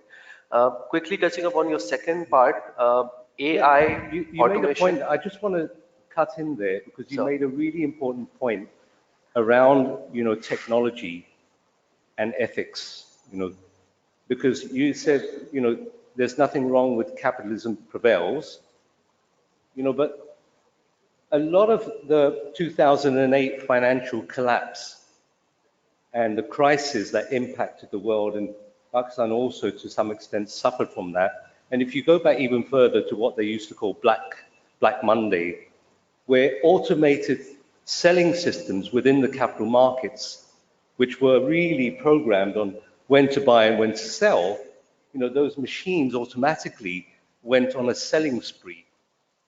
So let me ask this question, just to bring in Zuhair on this, and then I'll come back to you, Zishan, is that when boards sit down, and you are on many boards, when boards sit down and are faced with return on investment capitalism, where do they draw the line in terms of using technology to expand return on I and maybe sacrificing that value creation on non-capital items, It's an interesting question because I can speak for a couple of hours on it. A couple of hours, just a couple of minutes. But a couple of minutes. So look, I mean, you referred to the economic crash in 2008, for example. One happens periodically, I think. The one in 2008 was particularly devastating. It also brought about, I think, what I think, and this is my theory, and I'm going to go for a minute on it, is that it also, we saw the deaths of capitalism 1.0, or whatever we've been practicing for the last 50 or 60 years. And as a result of that, 10 years later, we've still not fixed it because nobody's admitted that it kind of failed. And it's also affected this concept we call democracy. So I'm going off a little bit on a tangent here, just for a minute, bear with me. And then you can see the examples of that with what's happening with the UK, with Brexit, with the Trump phenomena in the US, a lot of right-wing extreme parties in Europe, for example. So we are also seeing a whole crisis around the construct we call democracy. And remember, again, it's a construct happened probably about a century ago. So it isn't a very modern one. It is a modern one. It isn't a very old one. But coming back to what you were talking about earlier in terms of boards and their ability to decide. Again, I think what has happened over the last maybe 10, 15 years, as I've watched through my career, is that everything's become short term. So while, as a lot of speakers said this morning, a lot of what is the future is being able to see over the mountain, around the corners, and being able to envision that as a leader and then make the appropriate decisions in terms of investment, in technology, in terms of people, and to be able to cope with what's coming, let's say, sitting now in 2025 or 2030 and beyond. But what has unfortunately happened because of these various events that I just described earlier, I personally think everything has become short term. And people worry about the end of the quarter, and the CEO, even the directors on the board, their incentive plans, their comp packages are geared to that quarter end. And so it's a crisis of governance, in my opinion, not just Pakistan, but around the world at the moment. And I've been fortunate enough to sit on various boards in different parts of the world. And I see the same phenomena over and over again. And therefore, although we talk about all of this stuff, about artificial intelligence, about emotional intelligence, about the future, very little investment is being made in that, generally speaking. And the reason is that people are just not able to incentivize themselves to look far enough to what's happening or coming in the future. Yes, I certainly agree with you about short-termism. You know, the entire sort of capital markets are geared towards short-termism. And, you know, but a lot of the non-financial value creation is all about looking beyond, you know, the Margala Hills and looking ahead. Let me bring in the two academics as well on the panel, and then I'll come back to you, Zishan, again. You know, so short-termism, you know, within the academic world, and I'll start off with you, Yasir Saab. You know, in the academic world, how is the upcoming talent increasingly becoming more familiar with artificial intelligence and with emotional intelligence as well? So let's bring that into it, because emotional intelligence is about empathy, it's about understanding yourself and your own sort of emotional capabilities on how to manage surroundings, which are increasingly becoming technology driven. So what are you doing with the upcoming talent in order to familiarize them with AI and EQ as well?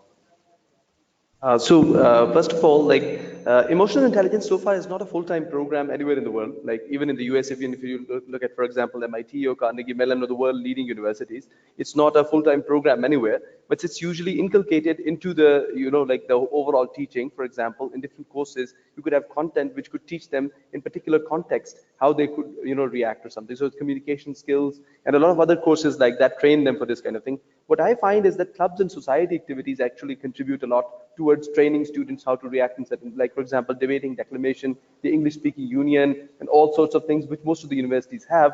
So it's more practical, it's more hands-on when it comes to the emotional intelligence or like the emotional quotient training.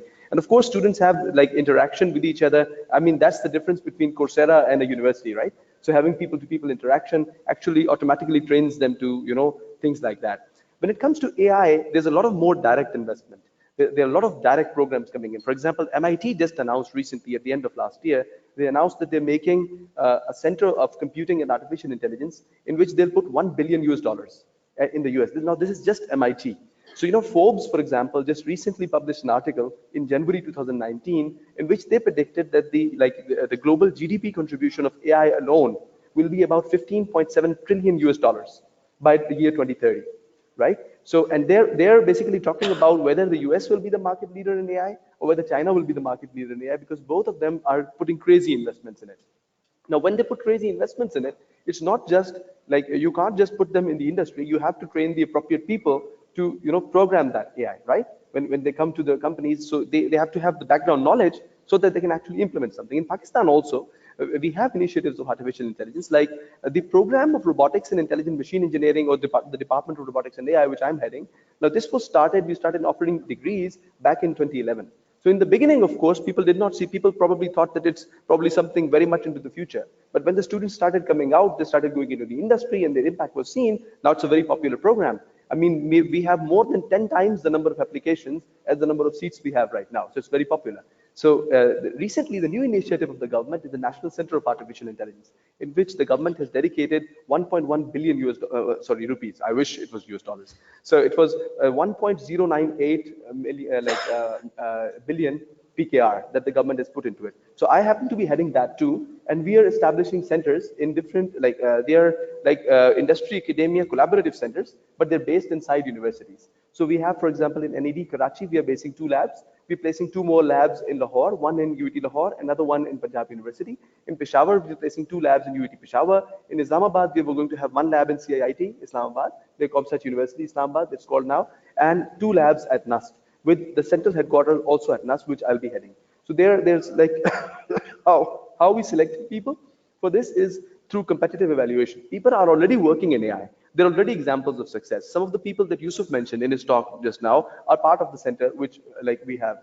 So the government, through competitive, you could say, test of how people are performing, picked up these successful PhDs out of the university. So they already have a track record of success, and including projects in financial AI, by the way.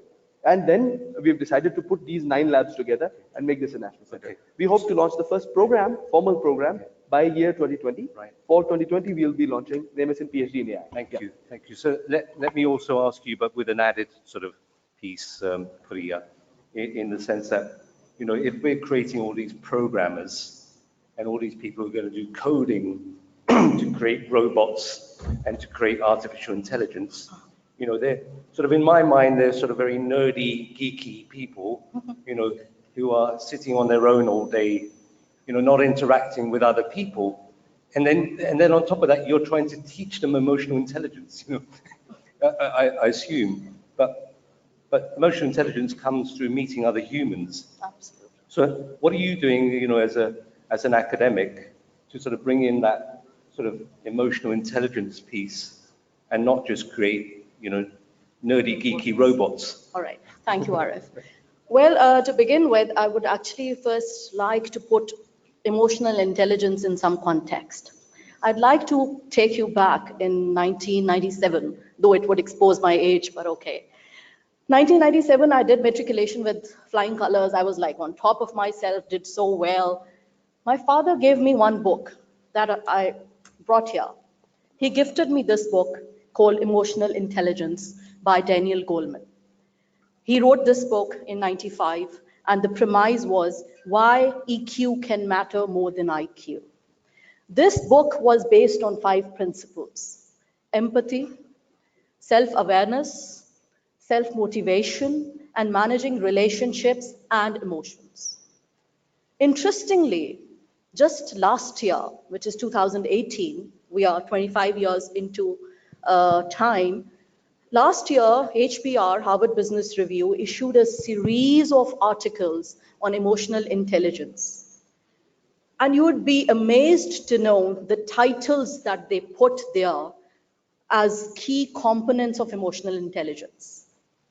Please note: 1, focus and concentration; 2, compassion; 3, collaboration; 4, gratitude; 5th, and very interesting, happiness.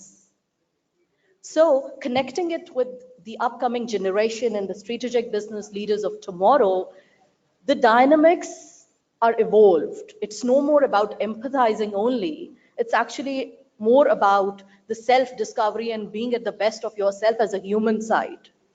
So I believe it's a vicious cycle with the technological advancement that actually had a dent on our emotional health and emotional intelligence, but pursuing more in the artificial intelligence front that actually is making us realize and understand that the human factor needs to be incorporated. In fact, that is going to be the only distinguishing, determining factor for success of tomorrow.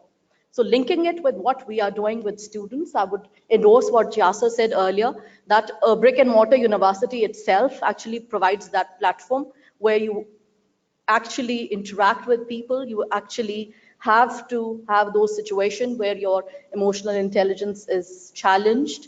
Furthermore, the clubs and societies is a platform that really helps students build upon that skill set. And thirdly, contribution to social responsibility development activities that several universities build on that platform. Before I move on to I'd like to build. So if we try to look into the future, as our earlier keynote said, scan the future, the horizon, and there's development of AI, and there's a realization that emotional intelligence also has to develop at the same time, where is that future equilibrium point for us of AI development to its optimum and EI development as well at its optimum? So where is that future equilibrium point taking us? What does the world look like in the future? If you close your eyes, each of you, and try and imagine that future world of artificial intelligence, robots, and also us being empathetic, being self-discovered, and growing our businesses with EI, what does that future look like? It's a very big question, but I'll try to venture on it. I think the future is from the one of the words that were in the keynote speech, saying that AI as a peer, and I think the future world, we need to see AI literally as a peer, meaning there might be artificially intelligent, independent directors on the board, ensuring proper corporate governance, protection, intelligence to the or your workers are level robots. They're making their own decisions. They're evaluating situations on the animals. These peers work on some globally standard for their operation and the ethics of decisions. Because I'm not a coder, obviously, but there is a one big concern with the artificial intelligence, the black box of decision making. I think you guys know what it is called, but we might not want to decipher that black box. Otherwise, it won't be artificial intelligence. But we might have certain set of ethical and conduct-based rules around those. So the future perfect world would have those globally accepted standards and rules, and the peers working alongside us everywhere. Okay. Saqib, do you agree with that notion that the future equilibrium point is about AI as a peer? Is that where our emotional intelligence is taking us? For me, it's like showing respect for machines and their thinking, Is that the future equilibrium point? So let me give you, with a very interesting example, the answer of this one. And you touched the topic of these, all these firms talking about the quarters and how they has results have to be achieved within that quarters. So I give you a very practical example that happened with me about artificial intelligence. So we all, like all other companies, we are working on a very quarterly focused company. The results has to be achieved in that one. So by the end of Q3 back in 2017, our company came back to me and said, you are running a business in Pakistan, you are achieving results, but we have analyzed over the period of past 6 quarters that you have achieved results, but you have not achieved results the way you have been predicting the business. So if we see your end and bottom line that there is a certain number has to be achieved, yes, you are doing it, but the way you and your team is doing it is not the right approach, and we don't think that the business can be sustainable about it. So how the artificial intelligence is touching that portion, and let me go into detail. He said that at the start of a certain quarter, you predict you will achieve a certain number through a certain of deals or opportunities that you will achieve.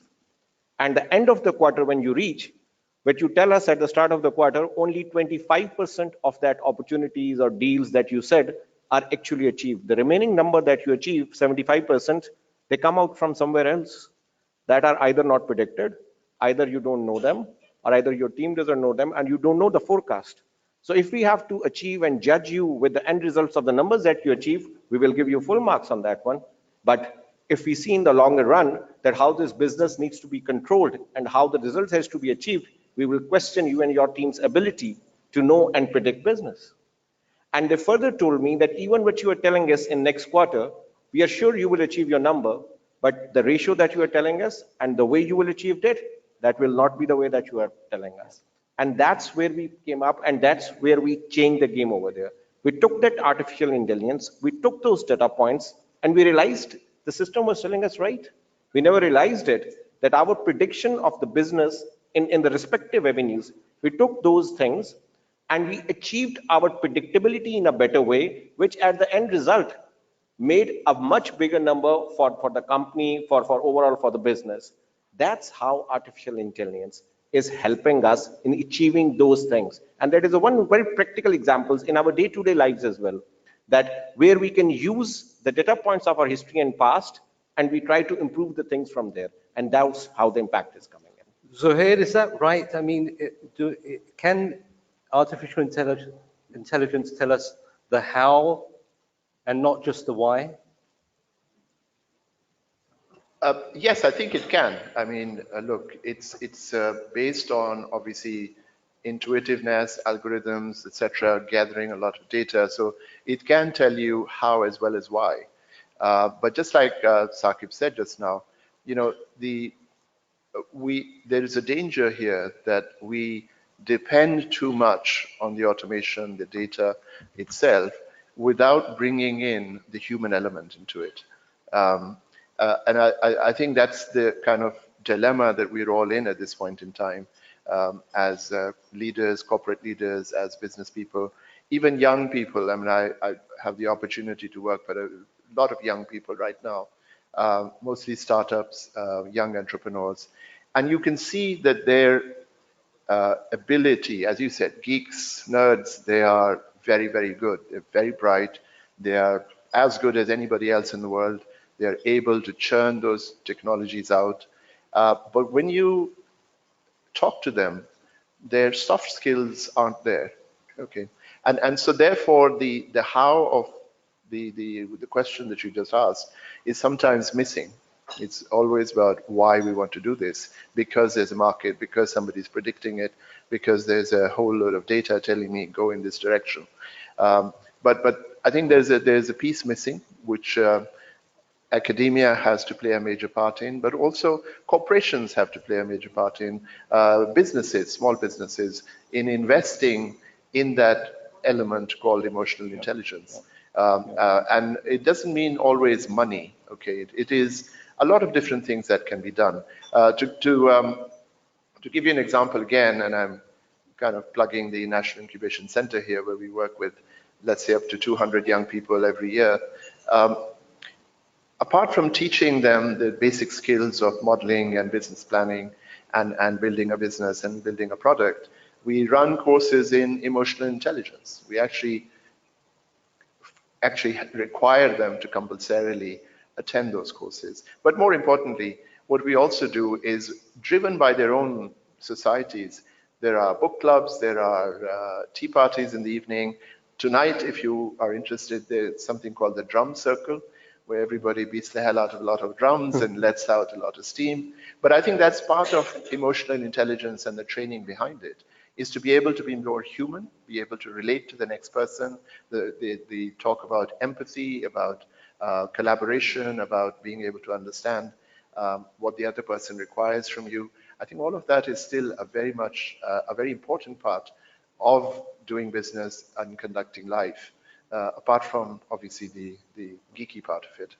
So I'm going to bring in the audience now because we've, had a chat amongst ourselves.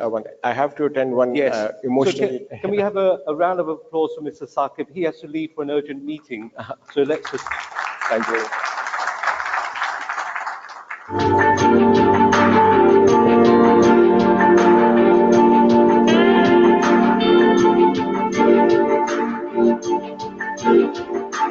So a huge round of applause to Saqib Saab for coming from SAP. Saqib Saab, thank you so much. Robert will be giving you a memento right there. Right. Thank you. We can carry on. So with the permission of the panel, we'll take some questions from the audience, because I think we've said enough. So Isla's got her hand up very quickly. Isla, कोई mic, Isla की तरफ कोई roaming mic ले जाए. While the mic is going there, we also have some questions that are popping up on the screens. We'll take a few. Thank you, Arif. Thank you, panel. I've got a question which is sort of slightly different from what was discussed, and that's why I wanted to ask. And it sort of immediately popped up in my mind when Zuhair mentioned about how people are sort of connecting with doing a lot of out of work activities, whether it's playing music, whether it's doing recharging by sort of using their creative skills. What is emotional intelligence telling us and artificial intelligence telling us to move forward in a direction where we understand the human psyche more? Because with the age of technology, people are so much using technology, and everybody is so competitive in today's world. Everybody's sort of making sure that everything comes on social media. They are the first ones to sort of push the button.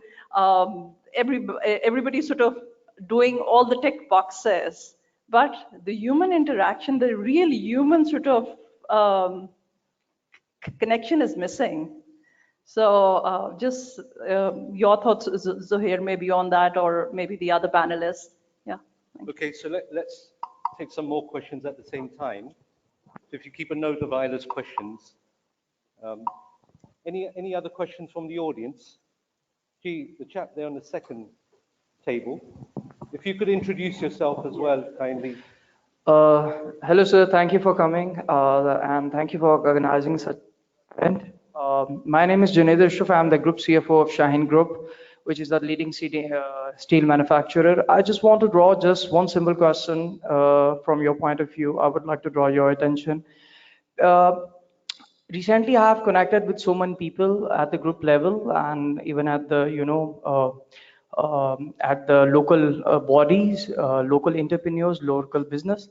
But the entrepreneur or the business leaders are basically ready to invest on AI, but they are not have some good motivation on investment on EI, emotional intelligence. There is so much gap. So can you please explain that aspect?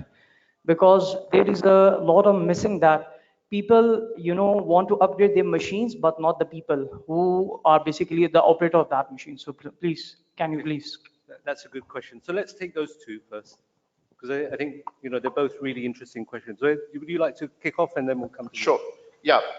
I think first to address Isla's point. Yeah, it's a crisis, and I see it everywhere. In my home, for example, I have two young ones. They're in their 20s, and you have to actually say, guys, please put those phones down. I'm sure you all live with that, right?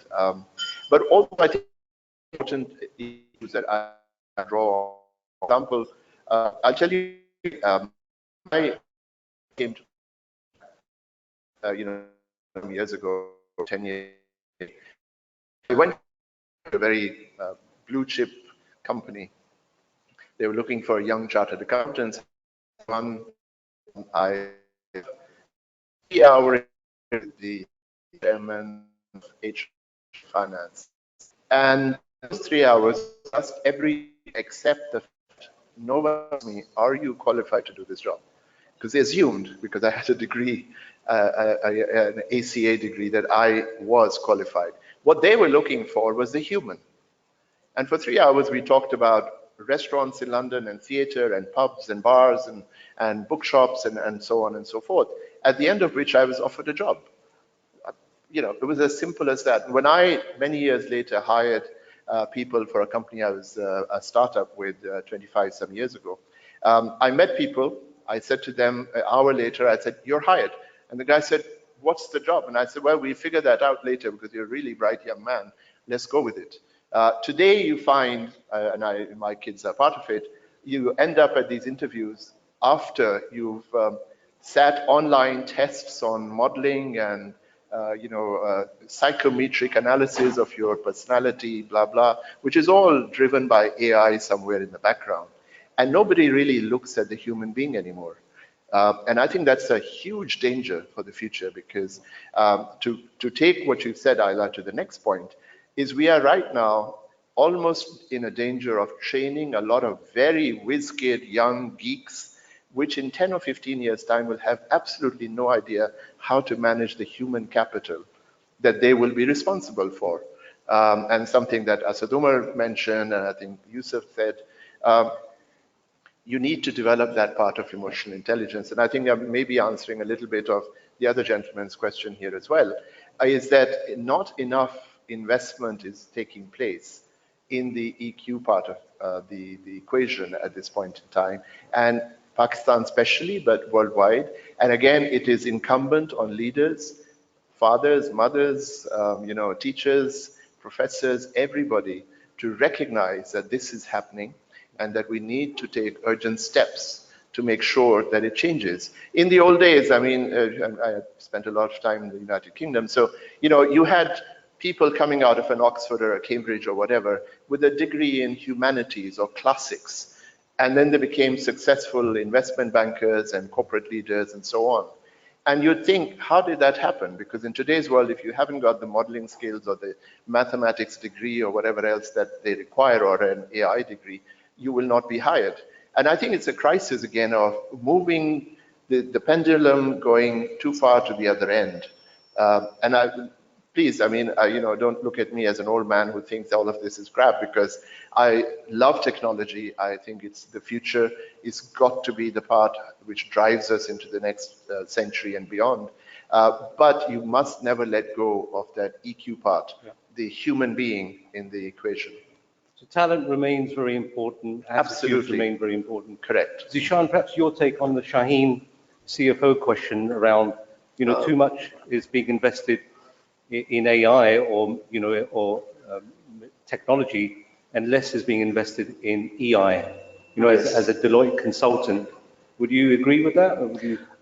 Yes, a lot of because in Lahore panel discussion, I also mentioned that investment in people is the need. And when we say people tend to sort of decipher it that, okay, it's the worker level, the non-managerial staff that needs to be invested in. Investment in the managerial staff and the leaders of different heads of department or units or organization is also very much needed, because if we want to inculcate a culture where human beings are respected and treated fairly and equally, investment needs to be done on managerial and heads of department level as well as the non-managerial. Just to quickly touch upon the first question that was posed, I have a different take on that, that perhaps in some way, form or manner, we need some breaks from social media as well. Not permanent, but temporary. Because, the point that was said that a lot of people are spending more and more time online and less time with human interaction. So perhaps there is a need that we have some sort of like a holiday from social media, perhaps a weekly one. I'd really appreciate that. I'm myself hooked. I think this sort of thing which enforces a break from social media might also be welcome, although it will be a controversial move from a political point of view. So the last question I'll put it, and very briefly, is about, the prediction is that in the future, 80% of the jobs in the accounting profession will be automated.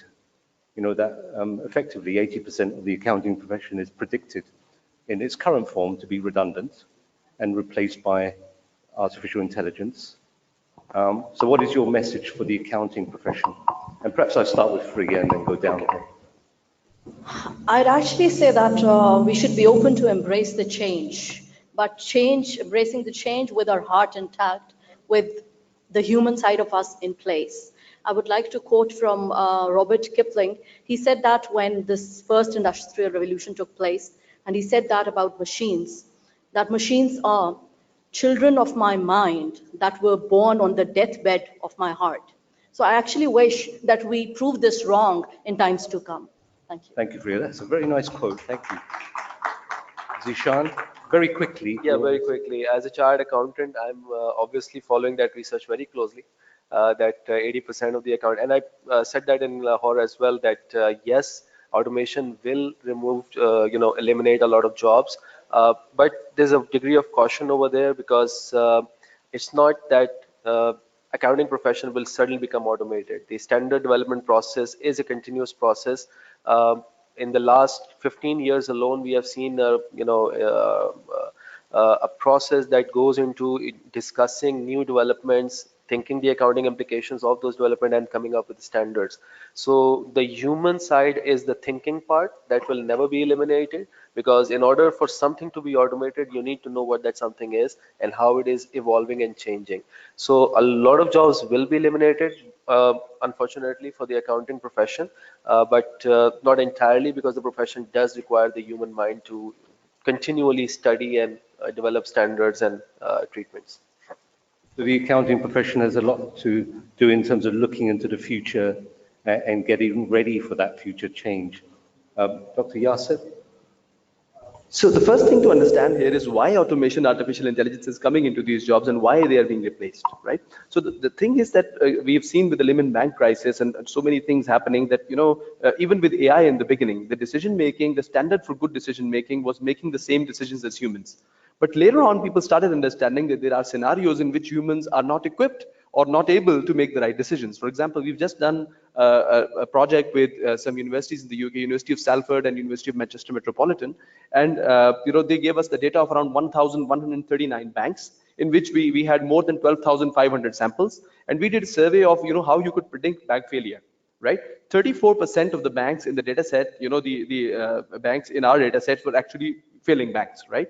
And we were able to, increase the accuracy, the predictive accuracy, to 91%, which is much more than, the earlier done standards. So with the Lehman Bank crisis and all that happening, it were humans in that place, who could not hold the investments, and they were financial failures. So you as a human, when you put in an investment in a bank, would you be more concerned about, whether a human is handling it or whether a machine is handling it? Or would you be more concerned about whether your investment is safe and whether your money is in safe hands?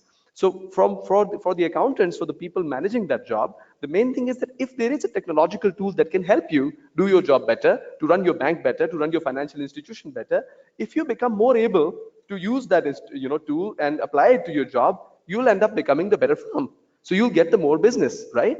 So jobs are never really replaced. It's just the nature of the job that changes, right? So the robotics revolution, for example, it was in 1985 that the world started with the third industrial revolution. The whole industries started to become roboticized. What has really happened? The countries in which this has happened, like for example, that you go into the Nagoya plant in Toyota, and every car is there being manufactured by robots. Have the humans, lost? What is the percentage of humans that are just going around jobless in Japan? Much lesser than Pakistan. We don't have robots. Do we have the jobs? So better manufacturing, better investment handling, better financial analytics is what the business of the future is. Right. And AI is the integral part of it. That is why we need to embrace this change. Very simple. Thank you. Thank you, Dr. Yasir. Zohair, you're ending, you're a qualified accountant yourself. Yes. but a reluctant one. like myself, but we're not doing the orthodox accounting work any longer. No. We are probably strategic business leaders, trying to build on capacity and character. So what's your message for the profession in that future world? So look, it's not just the accounting profession, it's the legal profession, it's the banking industry, it's production, everything is going to AI, to automation, and obviously that means a lot of the traditional jobs that have been done over the years, over the century, are going to disappear. But all the more reason that human beings are able to evolve to the next stage, because the very mundane, very ordinary parts of the jobs will no longer require a human being to interface with them. They'll all be done by a computer somewhere, whether it's predictive analysis or a lot of the regular churning of data, for example. But I think it's not a threat to humankind. I think it's the next stage of evolution. I think it means that human beings are able to evolve to being more human, more practical, more empathetic to others. And also it gives all of us the opportunity to dream the next dream. I mean, all of this happened because humans enabled it. Okay, artificial intelligence didn't come out of the ground one day and became what it is. It was created by us human beings. So what it does is it tells us that the human being is a very, very evolved species in the world. And what we need to be able to do is now to engage ourselves in the next phase of humankind in developing character, developing the vision, developing a whole new world, which is focused more on inclusion, on addressing the issues like poverty and other such big issues that we've tended to be blindsided by because we're too busy pursuing the current dream, if you will. Thank you, Zuhair. So let me bring this panel discussion to an end. We have to be fit for the future, and we have to put the right people in the right jobs, as the finance minister mentioned when he was here. So take those thoughts away with you. Try and discover more about AI and EI and how you can build those capabilities in your own organizations and push your organizations out to optimize and to create jobs and create services. So on that note, please thank the panelists with a big round of applause. And I'll hand over back to Noor for the mementos. Thank you, Arif. It has indeed been a fantastic discussion. I think the point that Yusuf Saab also started off with, that we all have to be very empathetic, has been very well elaborated by the panel. So give them a huge round of applause. Robert, if you could please come up on the stage, and Sajid Aslam, if you could come up, and we'd like to present mementos to our very distinguished panel. Afrasab, if you could also please join them.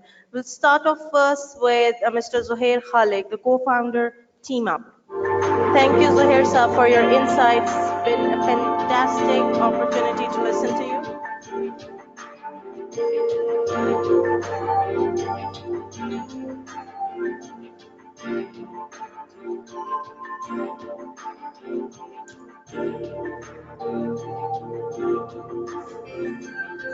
Fariha Wajid, the program head, Accounting and Finance, NAS Business School.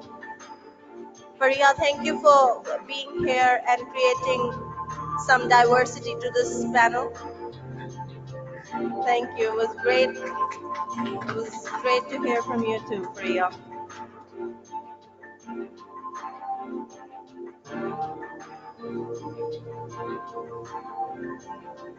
Dr. Yasir Ayaz, the head of Department Robotics and Artificial Intelligence at the NAS School of SMME. Dr. Yasir, thank you so much. You speak so passionately about the robotics and the fourth industrial revolution. It's a pleasure always to hear you, sir.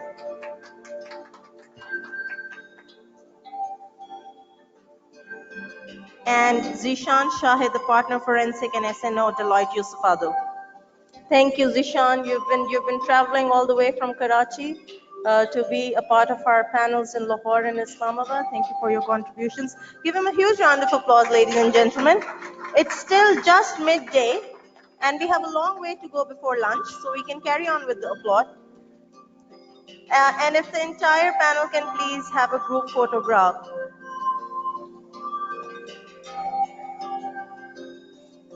Sharif, thank you for moderating the panel discussion. Thank you. And obviously thanking Mr. Yusuf Hussain and Saqib Ahmed, the country managing director of SAP Pakistan, for their contributions as well. Ladies and gentlemen, give them a huge round of applause. This brings us to the close of the first panel discussion, and we hope that the learnings have been very fruitful for you. Just to reiterate, all the updates and all the key anecdotes from the panel members are being collated on this hashtag that you see right down there below. So that's hashtag PLC 2019. We are holding the Pakistan Leadership Conversation in collaboration with the British High Commission Islamabad, and we are extremely delighted to have them on board as co-organizers. With that, I would also like to call up on stage Peter Abbott, the Counselor and Director of Corporate Services with the British High Commission. Peter, thank you so much for being here, and we'd like to hear from you your thoughts about the conversations and what's the way forward. Ladies and gentlemen, Peter Abbott. Can we give him a huge round of applause, please?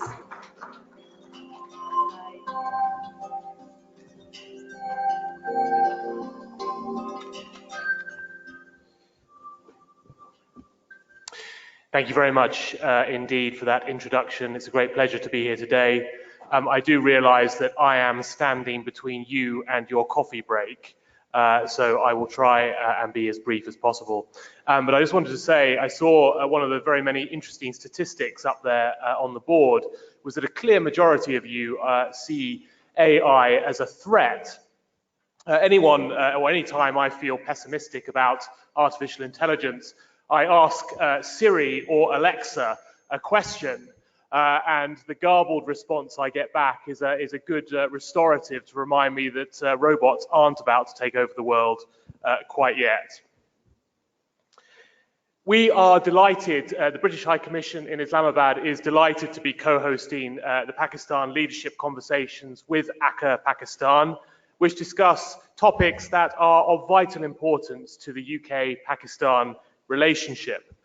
Conversations such as these pave the way for more ideas and recommendations that can help further improve the business landscape. So a huge thanks to ACCA, to Robert, to Sajid Aslam, and all of the ACCA partners here today for their help in setting this up. Thank you. No music, thank you, not quite yet. Strategic business leadership is key at a time of increased global competition, advances in technology, and an increased emphasis on intellectual capital, innovation, and creativity. In all of this complexity, as we saw from the panel discussion earlier on this morning, a clear moral compass is also needed to navigate these complex waters. And the ethical skills that strategic business leaders must practice is a vital part of a new trade initiative that we are launching called UK-Pakistan, the Smart Way of Doing Business, where we will showcase some of the best responsible business practices that are carried out by British companies and which we hope will benefit Pakistan and its corporate culture in the long term. This initiative will share all that is good about the UK-Pakistan Trade and Prosperity Partnership. The UK is Pakistan's second largest export market overseas and the second largest source of foreign direct investment into Pakistan. These figures were before the visit of the weekend from Mohammed bin Salman, so that may have changed. But certainly the last available statistics we have show that the UK is the second largest source of foreign direct investment into Pakistan. We want to see trade further increase between our two countries, and we have seen a number of successes in the last year. Pakistan has moved up 11 places to 136 on the World Bank's Ease of Doing Business Index, and the UK is actively supporting the World Bank to help the